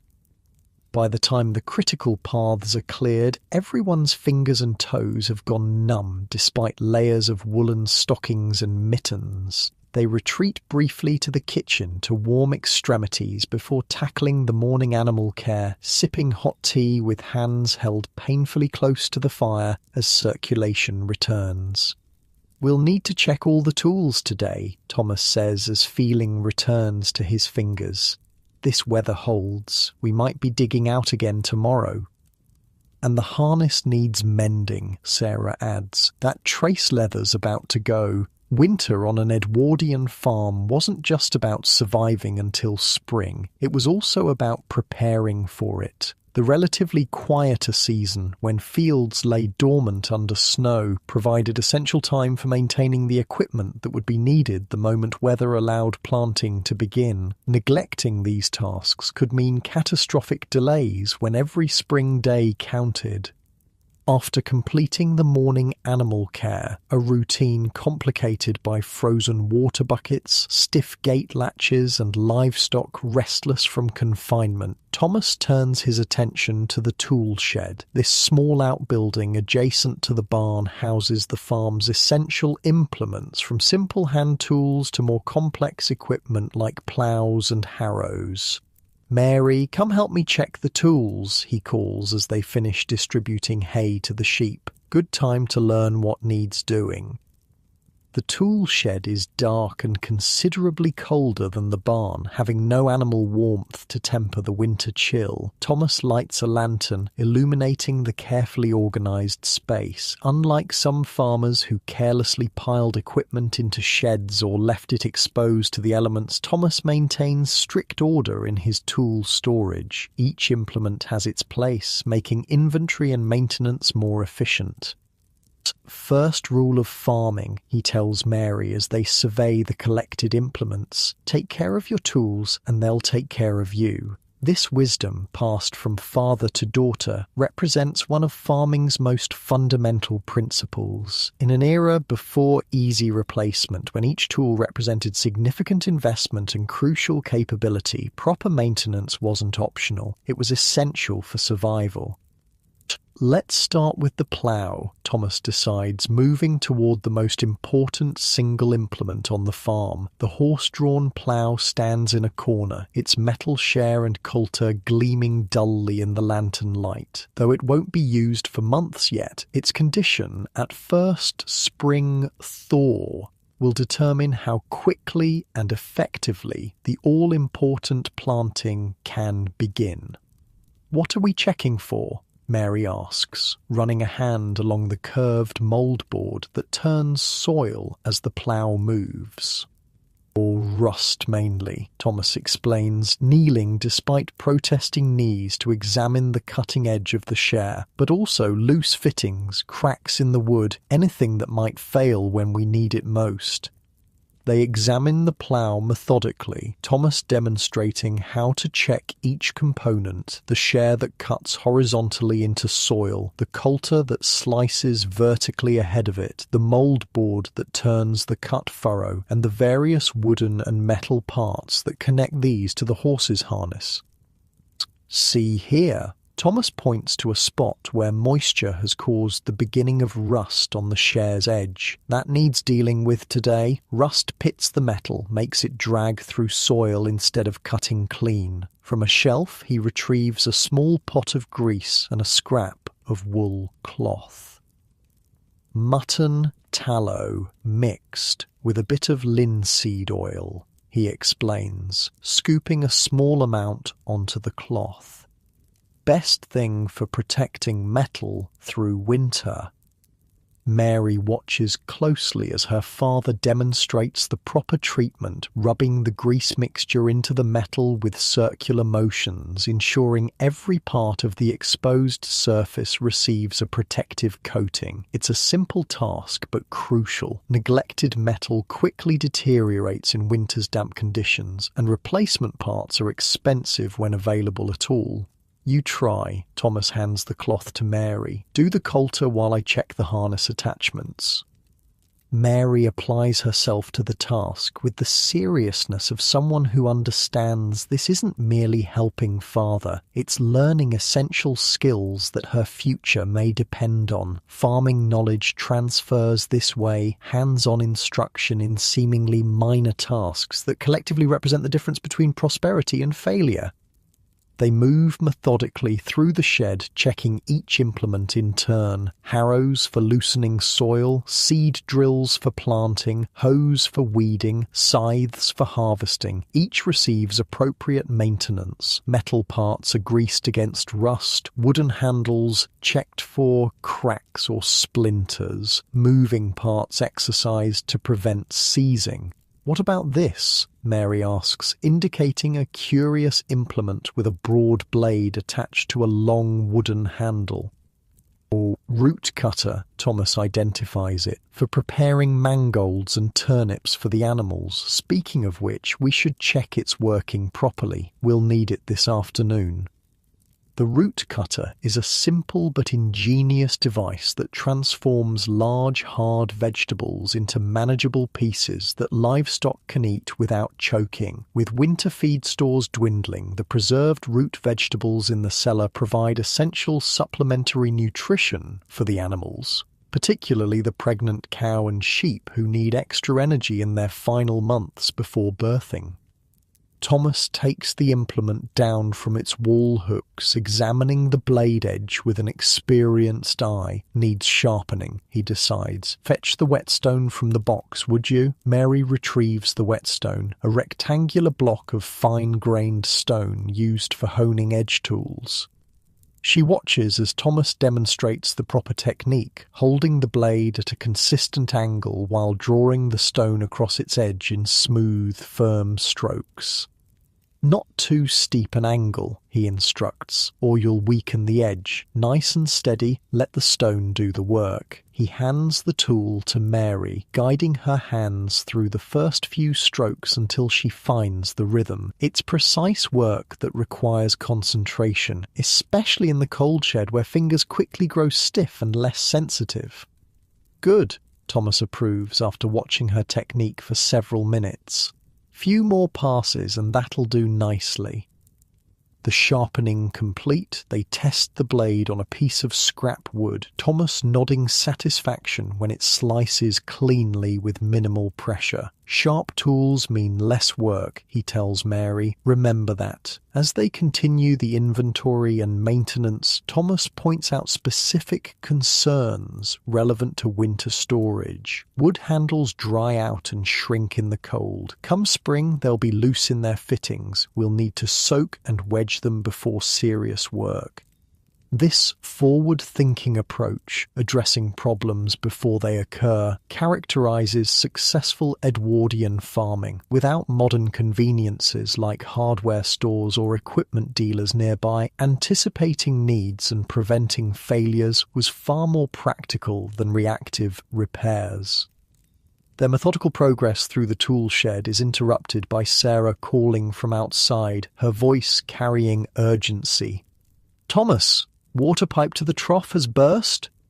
Thomas and Mary hurry outside to find Sarah standing by the main water trough, which in better weather provides drinking water for the livestock directly from a pipe connected to the well. Now, water sprays from a split in the pipe, instantly freezing in the bitter air and creating an expanding ice slick around the trough. "Damn," Thomas mutters, immediately assessing the situation. "Mary, run and get the pipe wrench and some rags. Quick now." This is one of winter's most common emergencies on farms with even rudimentary plumbing, water freezing and expanding inside pipes until metal or wood can no longer contain the pressure. The resulting burst can waste precious water and create dangerous ice hazards if not addressed immediately. Mary returns quickly with the requested tools, having known exactly where to find them, thanks to the morning's inventory work. Thomas has already located the shut-off valve near the well and stopped the flow, but significant damage is already done. "Hold the lantern," he instructs Mary, kneeling in the snow beside the burst section of pipe. The metal has split along a seam, a clean break that might be repairable without replacement, a fortunate circumstance given the impossibility of digging new pipe trenches in frozen ground. Thomas works quickly despite the cold, wrapping the split section tightly with cloth rags soaked in pine tar, a temporary seal that might hold until proper repairs can be made in warmer weather. Over this, he secures a piece of scrap leather using wire tightly wound with the pipe wrench to apply tension. "That should hold for now," he says finally, standing with knees creaking from the cold and awkward position. "We'll have to water by hand until spring thaw, though. Can't risk pressure on that patch." This adaptation, reverting to more labour-intensive methods when winter damages labour-saving improvements, was a common pattern in Edwardian farming. The relationship between traditional and modern techniques wasn't a simple progression, but rather a complex negotiation, with older methods often serving as essential backups when newer ones failed. By the time they return to the cottage for the midday meal, all three are exhausted, despite having completed only morning chores and emergency repairs. Winter farm work extracts a higher energy cost than summer labour, the body burning extra calories simply maintaining temperature while still performing necessary tasks. "Eat well," Sarah encourages, serving thick slices of bread alongside bean and bacon soup. "Cold takes it out of you." The afternoon brings its own tasks, centered around the root cellar, a stone-lined underground room where winter vegetables are stored in sand or straw to prevent freezing. Thomas and Mary retrieve the newly sharpened root cutter from the tool shed, then collect a wooden trug of mangolds, a type of beet grown specifically for animal feed, from the cellar's carefully organized stores. About a third gone, Thomas notes, surveying the remaining root vegetables. Should just see us through if we're careful. The root cellar represents another aspect of winter farming invisible to casual observers. The careful calculation of consumption rates, the constant mental arithmetic of supplies divided by days until natural food becomes available again. Too generous with feed now, and animals might starve in late winter. Too frugal, and they might weaken from inadequate nutrition, becoming vulnerable to disease or failing to produce healthy offspring. They carry the mangolds to the barn, where they set up the root cutter on an old barrel. The newly sharpened blade makes quick work of the hard vegetables, slicing them into manageable pieces that even the sheep can safely eat. It's messy work, the juice-staining hands and clothing, but the animals' evident enthusiasm for the fresh food makes the effort worthwhile. "Look how they love it," Emma observes, having joined them to help distribute the cut roots. "Like it's cake or something." "Their bodies know what they need," Thomas explains. "Watching the sheep especially eagerly devour their portions gets tiresome eating nothing but hay day after day." This understanding of animal psychology alongside physical needs characterized good Edwardian farmers. Livestock weren't simply production machines, but complex living beings whose mental state affected their physical health and productivity. Providing variety in winter feed wasn't mere sentimentality, but practical animal husbandry. As the short winter day begins its early progression toward darkness, the family turns to indoor maintenance tasks that can be completed by lamplight. The cottage's main room becomes a workshop of sorts, with various projects spread across available surfaces. Sarah and Emma work on mending harness leather at the kitchen table, using awls to make holes and heavy waxed thread to create durable stitches that must withstand significant strain when in use. The leather trace Thomas mentioned earlier, part of the system that connects horse to plough, receives particular attention, with reinforcing patches applied to worn areas. Meanwhile, Thomas and Mary occupy the area nearest the fire, where Thomas demonstrates the proper method for splicing rope, creating a permanent join without knots that might weaken the line or catch on equipment. The technique involves unraveling rope strands, then interweaving them in a specific pattern that becomes nearly invisible when complete. "Why not just tie knots?" Mary asks, struggling to maintain the correct pattern in her practice piece. "Knots create weak points," Thomas explains patiently. "Rope breaks there under strain. A good splice is strong as the original rope." The family works steadily as darkness falls completely outside, the wind occasionally rattling windows in a reminder of the harsh conditions they're sheltered from. The lamplight creates a warm circle around their various projects, lending a deceptive coziness to what is, in reality, essential preparation for continued survival. They rarely purchase new tools or equipment, instead maintaining and repairing existing items with ingenious adaptations. A broken spade handle is reshaped and fitted to a different blade. Worn leather is cut and reconfigured into smaller but still useful pieces. Metal parts from beyond repair implements are salvaged for potential future use. This culture of repair rather than replacement wasn't merely thrift but necessity in rural Edwardian England. The nearest town with hardware supplies was 5 miles away, a significant journey in winter conditions. Mail-order catalogues offered more options, but at prices many small farmers could ill afford. Self-sufficiency through maintenance and adaptation was the practical solution. As the evening progresses, conversation flows naturally around the work, touching on plans for coming days, memories of past winters, hopes for spring. The physical act of creating and repairing seems to loosen tongues, making space for reflections that might otherwise go unspoken. "Remember the winter the pump handle broke?" Sarah asks, glancing up from her stitching. "Your father spent 3 days carving a new one from oak." Thomas nods, smiling slightly at the memory. Hands were blistered raw by the end, but it lasted longer than the original in the end. These shared recollections serve multiple purposes: entertainment during repetitive work, reinforcement of family identity through common history, and education for the children about problem-solving in adverse conditions. The stories nearly always follow a similar pattern: challenge faced, resources assessed, solution implemented, lesson learned. "Will we need to carve another handle sometime?" Emma asks, fascinated by the idea of creating something so essential from raw materials. "Hope not," Thomas replies, "but if we do, you'll help and you'll learn how. That's how it goes." This simple statement encapsulates the Edwardian approach to passing farming knowledge between generations, practical apprenticeship in every aspect of rural life, ensuring skills weren't lost even as formal education began claiming more of children's time.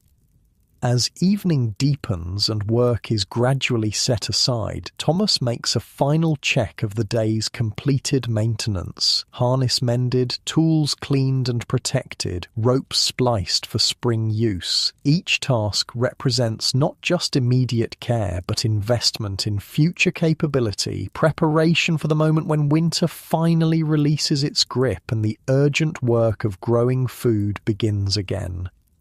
Outside, stars glitter in the clear, bitter-cold sky, winter constellations wheeling above the sleeping farm. Inside, the family gathers close to the fire's diminishing warmth, their hands bearing the marks of the day's labour: calluses, small cuts, ingrained dirt that even thorough washing won't completely remove. These are the hands of Edwardian farmers in winter: chapped, scarred, capable hands that maintain the tools that maintain life itself through the harshest season. After 3 days of bitter cold, the temperature rises just enough to make outdoor work bearable without the constant threat of frostbite. Thomas wakes to a subtle difference in the cottage air, still cold but lacking the brutal edge that had dominated the previous week. "Might get above freezing today," he comments as the family gathers for breakfast. "Good day for market if the roads are passable." The monthly winter market in the nearest town represents more than just commerce for isolated farm families. It's vital connection to the wider community, a chance to exchange news as well as goods to maintain social bonds strained by winter isolation. For the Wilson children especially, market day offers welcome relief from the monotony of farm chores and limited company. "Can I come?" Emma asks immediately, eyes bright with anticipation. "Please, father?" Thomas considers, glancing at Sarah for her assessment. Winter travel carries risks that must be weighed against benefits. The 5-mile journey to town might take twice as long in snow conditions, and unexpected weather changes could make return dangerous. But the need for supplies is real, and the psychological boost of broader human contact shouldn't be discounted. "You and your mother stay," he decides finally. "Mary and I will go. Let's wait for Samson to pull through the drifts." The draft horse, their only means of transportation in winter, can manage the sledge better with fewer passengers. It's a practical decision, though Emma's disappointment is evident in her fallen expression. "We need you here," Sarah tells her gently. "The Thatchers are coming by to borrow the wool carders. You can help me make something nice for them to eat." This neighbourly visit, mentioned casually, illustrates another crucial aspect of Edwardian winter survival, the interdependent community of farms that surrounded even the most isolated homesteads. The Thatchers, whose farm lies a mile down the valley, aren't just neighbours but essential allies in the struggle against winter hardship. "Are they bringing news from the valley?" Mary asks, immediately understanding the visit's importance beyond the stated purpose of borrowing tools. "Expect so," Thomas nods. "James usually makes it to the post office more often than we do." In the scattered farm communities of Edwardian England, this informal news network served as the primary communication system through winter months when regular travel became difficult or impossible. Each family that managed a journey to town or received visitors from elsewhere became a conduit for information. Everything from personal messages to crucial updates about weather, market prices, or illness in the community. After breakfast, Thomas and Mary prepare for the market journey. The sledge is checked carefully, runners examined for damage that might fail during travel. Samson is given extra feed to fuel the demanding journey, his harness inspected with particular attention to stress points. "Take the red scarf," Sarah instructs Mary as she helps her daughter bundle up in multiple layers. "If weather turns, you can be seen better in the snow." This practical advice reflects the very real dangers of winter travel in an era before motorised rescue or reliable weather forecasting. Being visible to potential help could make the difference between survival and tragedy if conditions deteriorated suddenly. Thomas loads the sledge with their market goods, a crock of Sarah's preserved eggs, 2 wheels of cheese aged since autumn, knitted mittens and socks made during long winter evenings, and a small pouch of dried medicinal herbs from last summer's garden. Though modest, these offerings represent valuable trade currency in the winter economy when fresh produce is scarce. "We'll aim to be back before dark," Thomas tells Sarah as he and Mary climb onto the sledge. "If we're not, don't wait on supper." The unspoken subtext is clear. If they haven't returned by full dark, something has gone wrong. In that case, Sarah would need to make difficult decisions about potential rescue attempts versus keeping herself and Emma safe at the cottage. With a flick of the reins, Thomas sets Samson in motion, the horse's powerful muscles straining against the sledge's weight in deep snow. They move slowly down the farm track toward the main road, Mary's red scarf bright against the monochrome landscape like a splash of blood on white linen.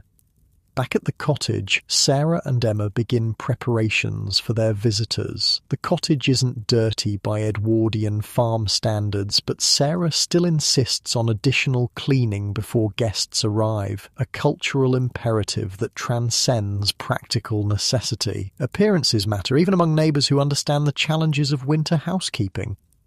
"Sweep behind the stove," she directs Emma, while she herself scrubs the already clean kitchen table with greater vigour than usual, and make sure there's no dust on the dresser shelves.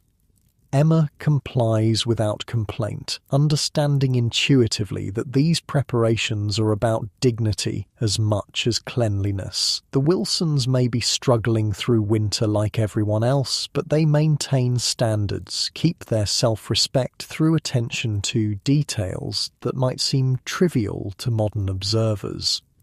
The wool carders the Thatchers are coming to borrow stand ready on the dresser, simple implement with wooden handles and wire teeth that transform raw wool into preparation for spinning. The Wilsons' 4 sheep won't be sheared until spring, but the Thatchers have a larger flock that includes a few early lambing ewes already shedding wool that can be collected and processed. Should we make gingerbread? Emma suggests hopefully, knowing that special recipes are often saved for company. Sarah considers their stores, mentally calculating what can be spared. We'll do an oatcake with the last of the dried blackberries in it, she decides. Save the ginger for when someone's ill. Even hospitality must be balanced against future needs in the winter economy. The dried ginger root, purchased at considerable expense last market day, represents potential medicine more than culinary luxury. The dried blackberries, however, can be sacrificed for social connection, a different but equally important form of survival. As Sarah mixes the oatcake batter, a heavy knock at the door announces their visitors earlier than expected. Emma rushes to open it, revealing James Thatcher and his son William, stamping snow from their boots on the threshold. Thought we'd be blown back home a couple times. James greets them, unwinding his scarf as he enters. At 50, he's older than Thomas, his face weathered by decades of outdoor work in all conditions. Winds picking up something fierce. This casual weather report carries significant weight. Conditions that challenged even local travel might make the longer market journey dangerous. Sarah's expression tightens slightly with concern for Thomas and Mary, but she maintains hospitable composure. "Come in by the fire," she welcomes them. "I've just put an oatcake in. It'll be ready shortly." William, 16 and already working his father's farm full-time, nods shy greeting to Emma. Though close neighbours, the children see each other irregularly in winter, making these visits important social connections for young people otherwise confined to immediate family. "Thomas and Mary went to market," James inquires, warming his hands at the fire. "Left 2 hours past," Sarah confirms, hoping to be back before dark.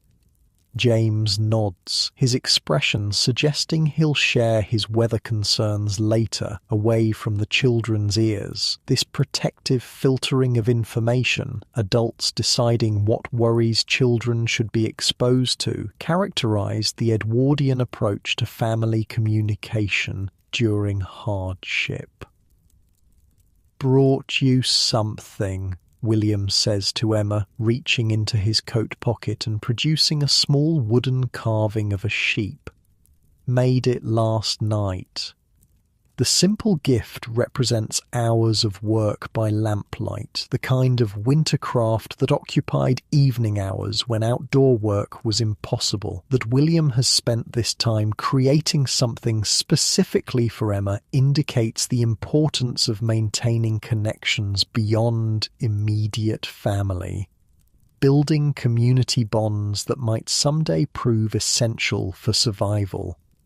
Emma accepts the carving with genuine delight, turning it over to admire the simple but recognizable details. "It looks just like our Daisy," she exclaims, referring to one of their own sheep. "Thank you." While the children examine the carving, James updates Sarah on community news, information that travels from farm to farm like a slow-moving current, keeping isolated households connected to the wider world. "Smith's lost 2 lambs to the cold last week," he reports quietly, "and old Martha Jenkins has been bedridden with chest illness since before Christmas." These snippets might seem like mere gossip, but they constitute crucial intelligence in the winter farming community. The Smiths' lamb losses signal potential vulnerabilities in all local flocks. Martha's illness represents both personal concern for a neighbour and practical warning about prevalent health threats. "We've been lucky so far," Sarah responds. "Bloat in Daisy last week, but Thomas caught it early. This sharing of animal health information serves both practical and social purposes, offering potentially useful knowledge to other farmers while reinforcing the shared experience that binds the community together. Everyone faces similar challenges. No one faces them entirely alone." As the oatcake bakes, filling the cottage with its hearty aroma, James raises another matter: the real purpose behind this ostensible tool-borrowing visit. "Church Roof Fund needs more support," he says, accepting a cup of tea from Sarah. "Reverend's asking all families to contribute what they can before Easter." The village church, 5 miles distant, serves as both spiritual centre and community hub for the scattered farms. Its physical maintenance represents collective responsibility rather than individual choice, regardless of how frequently any particular family might attend services. How much are families giving? Sarah asks practically, already calculating what they might spare from their meagre winter resources. 5 shillings where possible, James replies, his tone acknowledging this is a significant sum for small farmers in winter, but Reverend says any amount helps. Some are giving labour instead, William's offering carpentry when weather permits. Sarah nods thoughtfully. "I'll discuss with Thomas. We might manage 3 shillings, or perhaps some of my preserves for the Easter fund sale." This negotiation illustrates the complex economy of rural communities where cash, goods and labour held fluid, interchangeable value. Few families had sufficient currency for all needs, especially by late winter, when autumn sales had long been spent on necessities.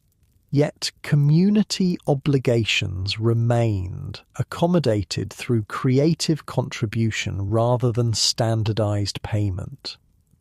The conversation turns to more immediate concerns as Sarah serves the freshly baked oatcake, still warm from the oven. The dried blackberries provide welcome bursts of concentrated summer flavour in the otherwise plain dish, a small luxury that elevates the simple hospitality. "Any word from town lately?" Sarah asks, serving James a slightly larger portion in recognition of his status as guest and community elder.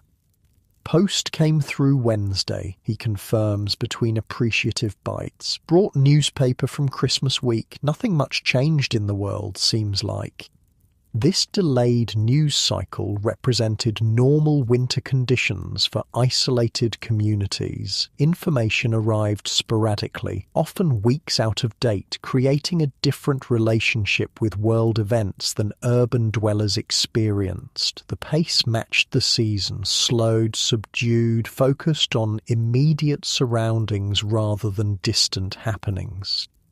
"Any word on coal prices?" Sarah inquires, touching on a matter of practical concern. Their own coal supply is dwindling faster than ideal, and replacement would strain their limited funds. James grimaces. Up again, by all accounts. That strike in Wales last autumn still affecting supplies.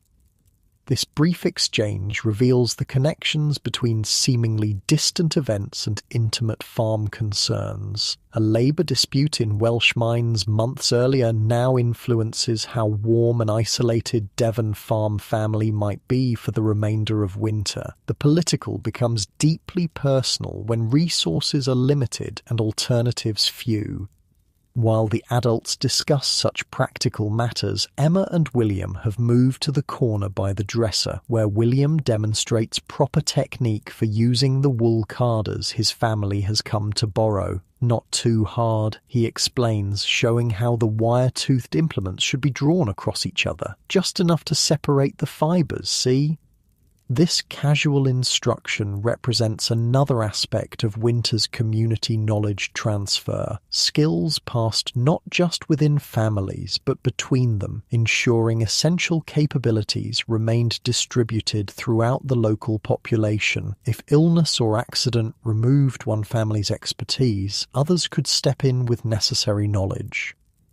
The cottage has grown noticeably warmer with additional bodies present, conversation creating a different atmosphere than the usual family quiet. Sarah appears more animated than usual, James more talkative than his typical taciturn manner in other contexts.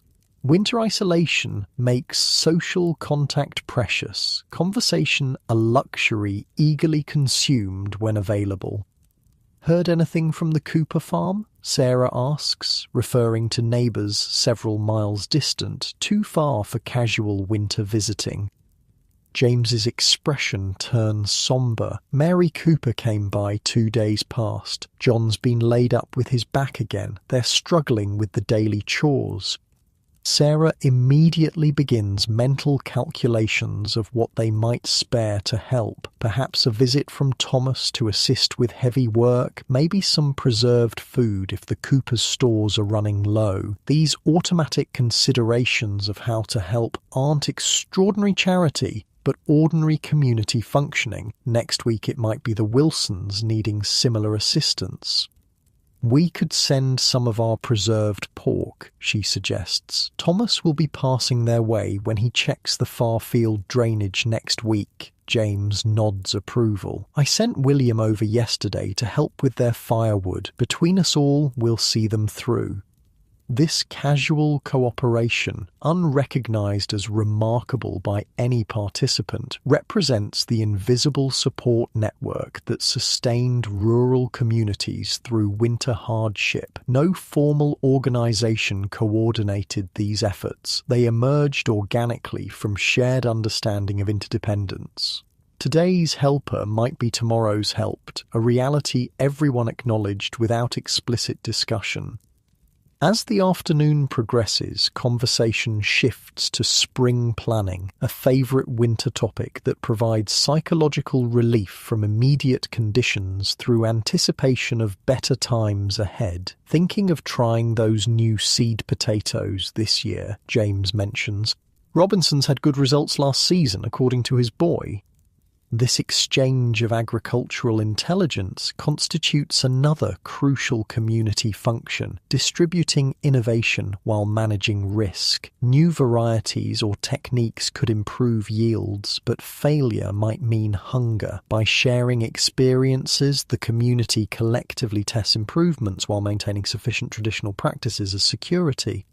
The discussion of spring planting is interrupted by the unmistakable sound of sledge runners on packed snow outside. Thomas and Mary returning from market earlier than expected. Emma runs to open the door, revealing the travellers looking wind-chapped but satisfied with their journey.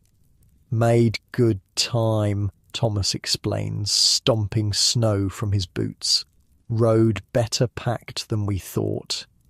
The sledge, visible behind him, contains several packages wrapped against weather, successful purchases made possible by their modest market sales. Mary follows, carrying a small parcel with particular care, her expression suggesting special content. "The Thatchers are here," Emma announces unnecessarily, excitement making her state the obvious. Thomas nods, greeting to James as he enters, the men exchanging that particular handshake of farmers that acknowledges shared experience without requiring verbal expression. Mary carefully places her special package on the dresser before removing her outer layers, suggesting contents requiring gentle handling. "How was town?" Sarah asks, already preparing fresh tea for the returned travellers. "Busy for winter," Thomas reports, accepting the steaming cup gratefully. "More people than expected. News about the factory expanding brought folks looking for information." This casual mention of industrial development represents the encroaching modern world that was gradually transforming rural England even in remote areas. The factory in question, a wool processing plant in the market town, offered potential off-farm income for struggling agricultural families, a lifeline that nevertheless threatened traditional farming patterns. "Any hiring yet?" James asks, the question revealing interest beyond mere curiosity. Taking names for spring positions, Thomas confirms. William might consider it if farm work's not enough. This gentle suggestion that James's son might seek industrial employment would have been unthinkable in previous generations when farms absorbed all available family labour. The Edwardian period marked transition between agricultural self-sufficiency and the mixed rural economy that would eventually dominate, with family members increasingly working both on and off farms to maintain viability. Mary unwraps her special package, revealing several small paper parcels of different sizes. "Got everyone something," she announces, displaying unusual animation after the stimulation of town contact. From the largest package emerges a small bottle of lemon extract, precious flavouring that will transform winter's plain dishes into something special for months to come. For Emma, there's a pencil with coloured lead on each end, blue and red for school drawings. James and William receive peppermint sticks, simple candy that represents luxury in winter's restricted diet. "And seeds," Mary concludes, showing her mother the smallest package. Early lettuce variety the greengrocer recommended, for as soon as soil can be worked. These modest treasures, purchased with the proceeds from their market goods, represent careful balance between present pleasure and future investment. The seeds especially embody hope, literal and figurative commitment to another growing season despite winter's current grip. Thomas distributes his own purchases with similar care. Needles for Sarah's mending, a small bottle of liniment for his own winter-aching joints, a replacement file for tool maintenance, and most precious, a newspaper less than a week old. "Thought we'd have something fresh to read evenings," he explains, handling the paper with reverence appropriate to its value as both practical information source and entertainment for the remaining winter weeks. The newspaper will be read aloud by lamplight, each article savoured regardless of content, then passed to neighbouring farms for similar consumption before eventually finding final use as kindling or privy paper. Nothing with potential value is wasted in the winter economy, especially items carrying news from beyond immediate experience. As natural light begins fading toward evening, James and William prepare to depart with their borrowed wool carders. The weather remains stable enough for safe travel to their closer farm, though Thomas confirms his earlier observations about strengthening winds. "Storm coming tomorrow, I'd say," he predicts, drawing on decades of weather pattern recognition. "Might want to secure that loose barn door you mentioned." This casual warning, neighbour to neighbour, might prevent significant property damage or animal loss. Such information sharing functions as informal insurance in communities where formal coverage doesn't exist or remains unaffordable for most. Goodbyes are exchanged with genuine warmth, the brief social contact having nourished something as essential as food for winter-isolated families. James and William promise return of the carders within the week, but the visit's value extends far beyond the practical tool borrowing that ostensibly motivated it. As the Thatchers disappear down the snowy track toward their own farm, the Wilson family returns to their evening routine with noticeably lighter spirits. The social contact, however brief, has provided psychological sustenance as important as physical nourishment in winter's challenging conditions. "The Coopers are struggling," Sarah tells Thomas as they prepare the evening meal together. "John's back is troubling him again." Thomas nods understanding, immediately shifting mental calculations about the coming week's work. "I'll stop by tomorrow if weather allows. Take some of that pork we smoked last month." This immediate, unhesitating response to another family's need isn't extraordinary virtue, but ordinary community functioning. When the Wilsons faced crisis, a difficult birth, illness, or weather damage, similar support would materialize from neighbors without formal request. The system wasn't perfect, but it provided essential safety net where governmental support remained minimal. As darkness settles completely outside, the family gathers around the table for their evening meal, conversation unusually animated after the day's expanded social contact. Emma proudly displays William's carved sheep, Mary recounts market observations, Thomas and Sarah discuss community news gleaned from their respective conversations. In this moment, Winter's isolation recedes slightly, the social bonds of community having temporarily bridged the physical distances that separate farm from farm. Tomorrow may bring renewed storm, further hardship, additional challenges, but tonight they've been reminded they don't face winter entirely alone. Outside, stars appear in gaps between gathering clouds, the promised storm still hours distant. Inside, lamplight creates warm circles of illumination where an Edwardian farm family maintains connections beyond their immediate household, through shared news, through market interactions, through simple neighbourly assistance offered and received without fanfare.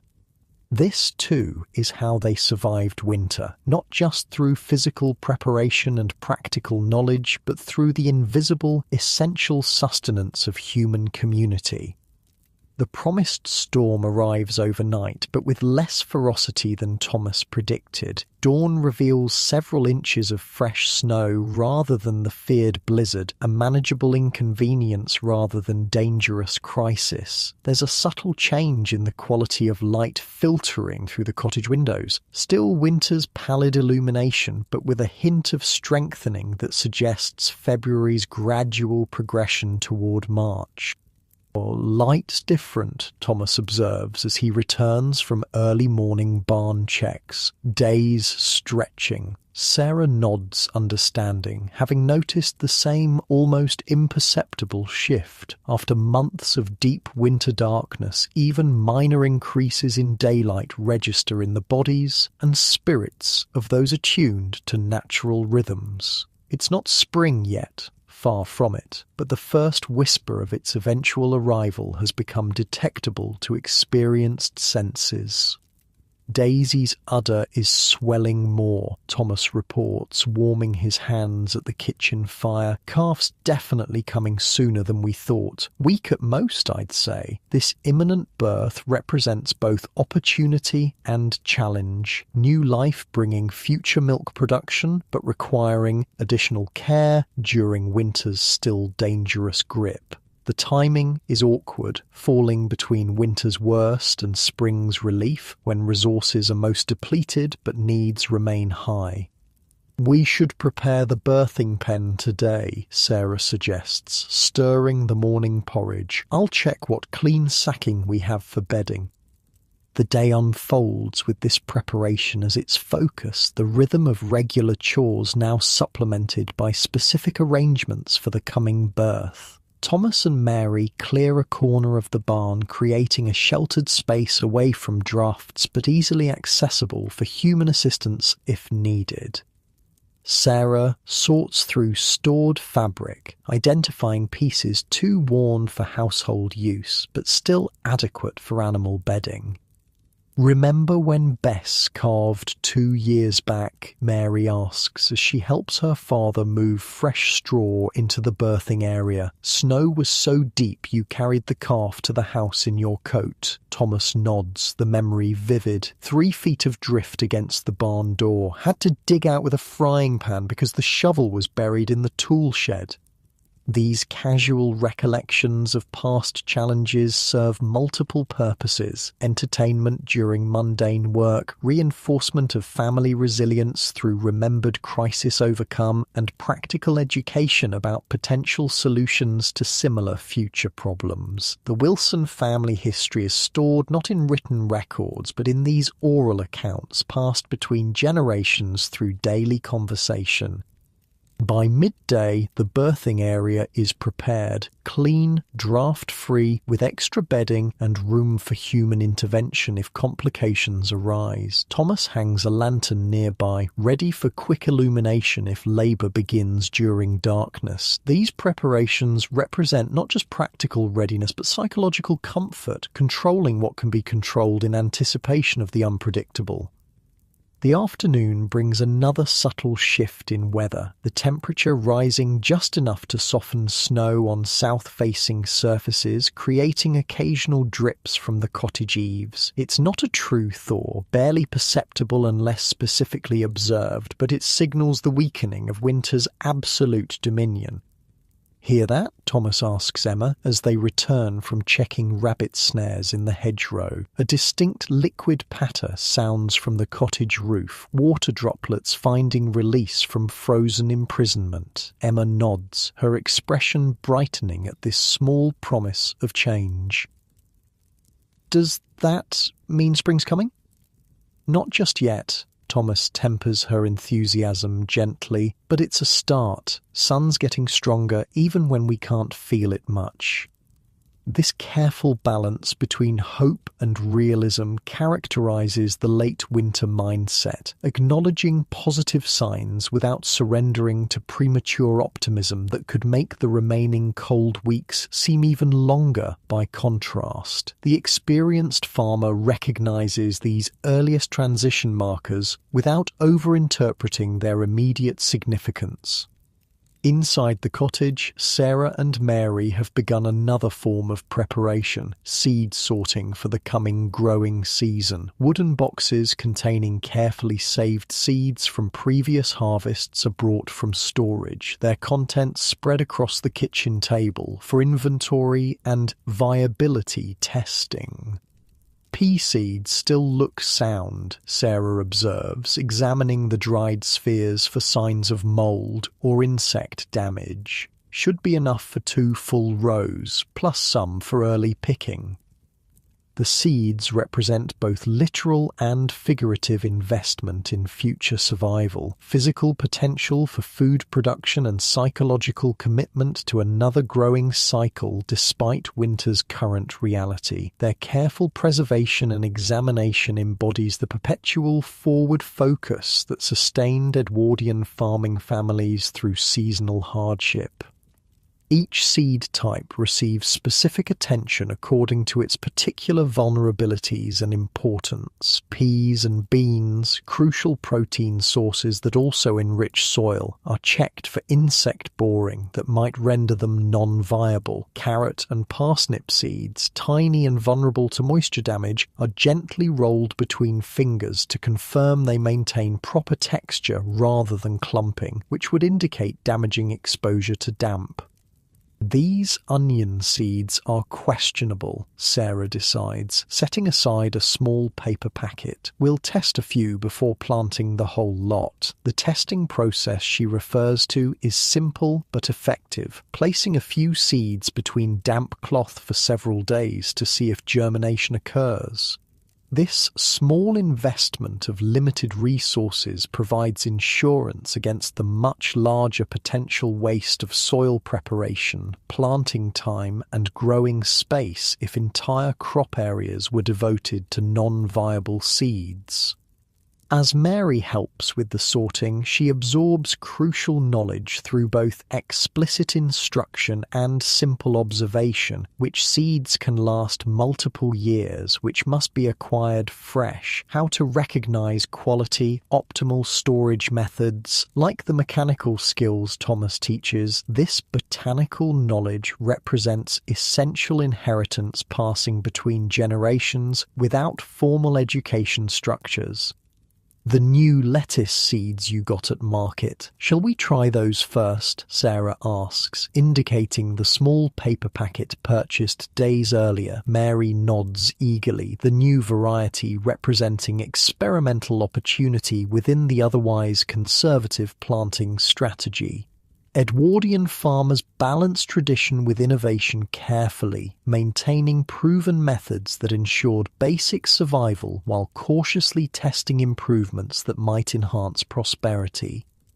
Greengrocer said they stand cold better than regular kinds, Mary explains, might get an earlier harvest. This potential for extending the growing season, even by mere weeks, could significantly improve both nutrition and potential market income. Fresh greens after winter's preserved diet didn't just satisfy taste preferences, but provided vital nutrients increasingly understood as essential for health in the early 20th century.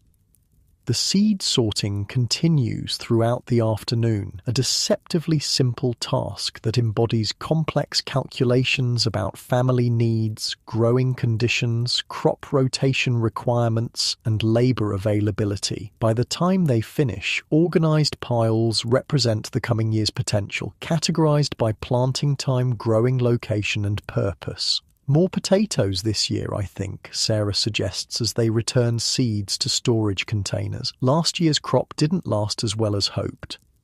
Thomas, who has returned from outdoor chores during their work, nods agreement. "Could expand the patch behind the apple trees. Soil's good there now the trees are bigger." This casual planning conversation represents the earliest stage of the complex choreography that will structure their efforts once weather permits actual cultivation. Like many Edwardian farming discussions, it occurs without paper plans or formal records, yet encompasses sophisticated understanding of soil conditions, sunlight patterns, plant needs, and labor requirements. As twilight approaches, Thomas makes one final check of the animals before darkness falls completely. In the barn, Daisy the cow shows increasing signs of imminent calving, restlessness, swollen udder, the subtle physical changes recognizable to experienced eyes. Thomas lingers longer than usual, ensuring everything is prepared if labor begins overnight. "Think she'll wait till morning?" Mary asks, having accompanied her father for the evening check. Thomas studies the cow thoughtfully. "Hard to say. Animals mostly choose dawn or dusk for birthing when they can, but first-timers like her don't always follow the rules." This uncertainty represents one of countless variables Edwardian farmers contended with daily. The unpredictable biological rhythms that defied even the most careful planning and preparation. Adaptability wasn't just useful, but essential in a lifestyle where control remained partial at best. "I'll check her before bed and once during night," Thomas decides. "You get proper sleep, might need you fresh tomorrow if she's still laboring at dawn." This delegation represents not just practical division of labor, but preparation of the next generation for eventual responsibility. Mary is deemed capable of providing birthing assistance if needed, but her father ensures she'll be adequately rested for what might be physically and emotionally demanding work. Back in the cottage, the evening meal features rabbit from the day's snares, transformed by Sarah's cooking into rich stew that stretches limited meat with potatoes and preserved vegetables. The family eats with appreciation born of direct connection to their food's origins. These aren't anonymous ingredients purchased without context, but resources they've personally grown, raised, hunted, or preserved.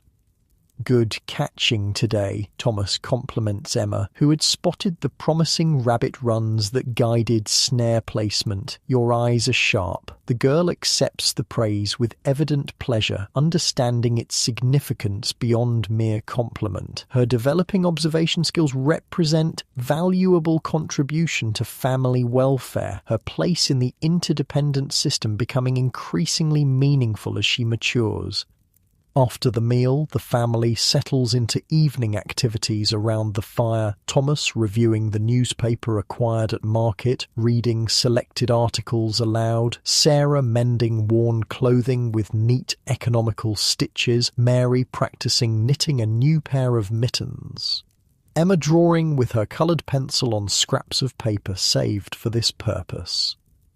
The newspaper provides rare connection to world beyond their immediate experience, though its week-old news already belongs to a past rapidly receding. Still, the articles offer mental stimulation and conversation topics that relieve Winter's psychological confinement, expanding restricted horizons through shared imagination.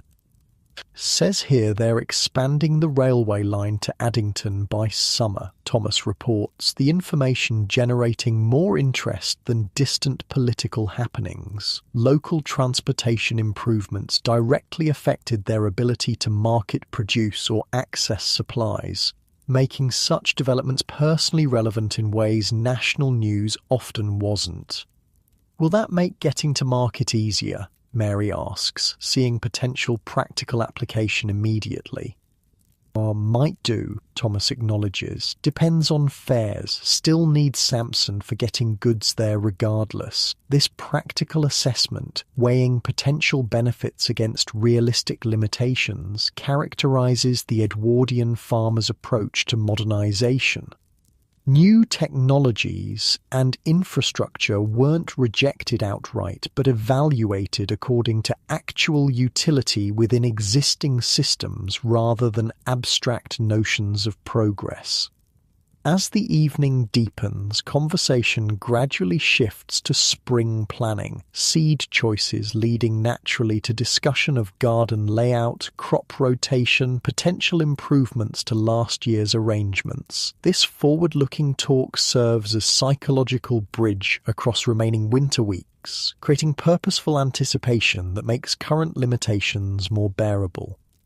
If we try the new potatoes in the far corner, Thomas suggests, mentally mapping the vegetable garden, we can put peas where potatoes were last year, good rotation for soil. This understanding of crop rotation, alternating plant families to maintain soil fertility and reduce pest problems, represented sophisticated agricultural knowledge developed through generations of observation and experience. Long before scientific explanation of nitrogen fixation or pest life cycles, farmers recognized these patterns and developed systems to work with natural processes rather than against them. I want to try more flowers this year, Emma contributes unexpectedly, looking up from her drawing. Mrs. Thatcher says they bring more bees for the vegetables. Thomas nods approval at this observation. She's right. Good thinking. We'll find space along the garden edges. This casual affirmation of a child's contribution illustrates the gradual integration of younger family members into decision-making processes, not through formal declaration of authority, but through recognition of useful ideas regardless of source. Emma beams at having her suggestion taken seriously, understanding instinctively that such inclusion represents growth toward adult standing in the family system. As night settles fully outside, Thomas prepares for one final barn check before sleep. The temperature has dropped again with darkness, the brief daytime softening already reclaimed by freezing cold. He dresses in outdoor layers, lights a lantern, and moves toward the door. "Wake me if she started," Sarah requests, knowing he'll check Daisy's condition. "I'll have water heating." This simple exchange encapsulates their partnership's efficient communication. No need to specify which animal, what potential event, or why water might be needed. Years of shared experience create shorthand understanding that requires minimal, explicit direction, even in potentially complex situations. Thomas returns 20 minutes later, snow crusting his boots and coating his shoulders. "Nothing yet," he reports, "but she's restless, likely tonight or tomorrow." The family begins preparations for sleep, banking the fire carefully to maintain minimal warmth overnight while conserving precious fuel. Hot water bottles are filled for beds, extra blankets distributed, oil lamps extinguished except for one kept ready for potential midnight barn visits. Despite the continuing winter conditions outside, there's subtle shift in the cottage atmosphere this evening, a barely perceptible lightening that has nothing to do with physical illumination, but rather with psychological orientation. The seed sorting, the planning conversations, the imminent calf birth all represent transition from winter's pure survival focus towards spring's generative potential. "I've been thinking," Thomas says unexpectedly as the family prepares to disperse to cold bedrooms, "we should consider trying that new fodder crop the agricultural bulletin mentioned, the one that grows faster after late frosts." This willingness to experiment, to allocate precious resources toward unproven innovation, signals confidence that transcends immediate circumstances. He's looking beyond remaining winter weeks toward longer horizons, the seasonal vision extending past current limitations, toward expanding possibilities. "Worth trying on a small patch," Sarah agrees, practical as always while still supporting forward momentum, perhaps where the turnips failed last year. This balance between innovation and caution, between opportunity and security, characterized successful Edwardian farming. Those who clung exclusively to tradition might maintain stability, but miss crucial advantages. Those who embraced every new idea risked essential security for uncertain benefits. The sustainable path navigated between these extremes, incorporating change selectively within proven frameworks. As family members move toward their respective sleeping spaces, Emma pauses at the window, peering into darkness briefly before drawing the curtain. "I saw a star," she reports with mild surprise. "Skies clearing." This simple observation carries meteorological significance. Clear skies generally bring colder temperatures, but also indicate storm systems have passed. More importantly, it represents connection to natural cycles larger than immediate circumstances, perspective that extends beyond current conditions toward broader patterns and eventual change. Upstairs in the cold bedrooms, family members burrow under multiple blankets, bodies curling instinctively to preserve warmth while hot water bottles provide temporary comfort soon surrendered to winter's persistent chill. Despite physical discomfort, there's subtle shift in their collective orientation. Not quite optimism, but perhaps resilience strengthened by accumulated survival and emergent anticipation. The calf will come when it's ready, regardless of human preference. Seeds will wait patiently for soil warm enough to support germination. Winter will retain its grip for weeks yet before reluctantly yielding to spring's inevitable advance. But the cyclical knowledge embedded in generations of farming experience provides context that transcends immediate conditions. This too shall pass, as it always has before. Outside, stars glitter in clearing skies, their ancient light connecting this Edwardian moment to timeless natural rhythms. Inside, a farming family sleeps, their bodies resting, while minds process the day's information and prepare for tomorrow's challenges. They inhabit the liminal space between winter and spring, between endurance and anticipation, between the seasons that structure agricultural existence. The Edwardian farmer's winter survival depended on physical preparation, practical knowledge, community connection, and psychological resilience. As the Wilson family sleeps, all these elements remain active in their unconscious processing, seeds sorting themselves in dreams, animals requiring care in imagined scenarios, neighbours appearing in nocturnal narratives, future gardens taking shape in sleeping minds. This is how they survived winter, not just through daylight struggles against cold and scarcity, but through night's integration of experience into understanding, challenges into capabilities, endurance into identity. When they wake tomorrow to face whatever weather arrives, they'll carry this processed resilience into another day of Edwardian farming life, one day closer to spring, one day stronger in their collective capacity to thrive in partnership with the natural world that both challenges and sustains them.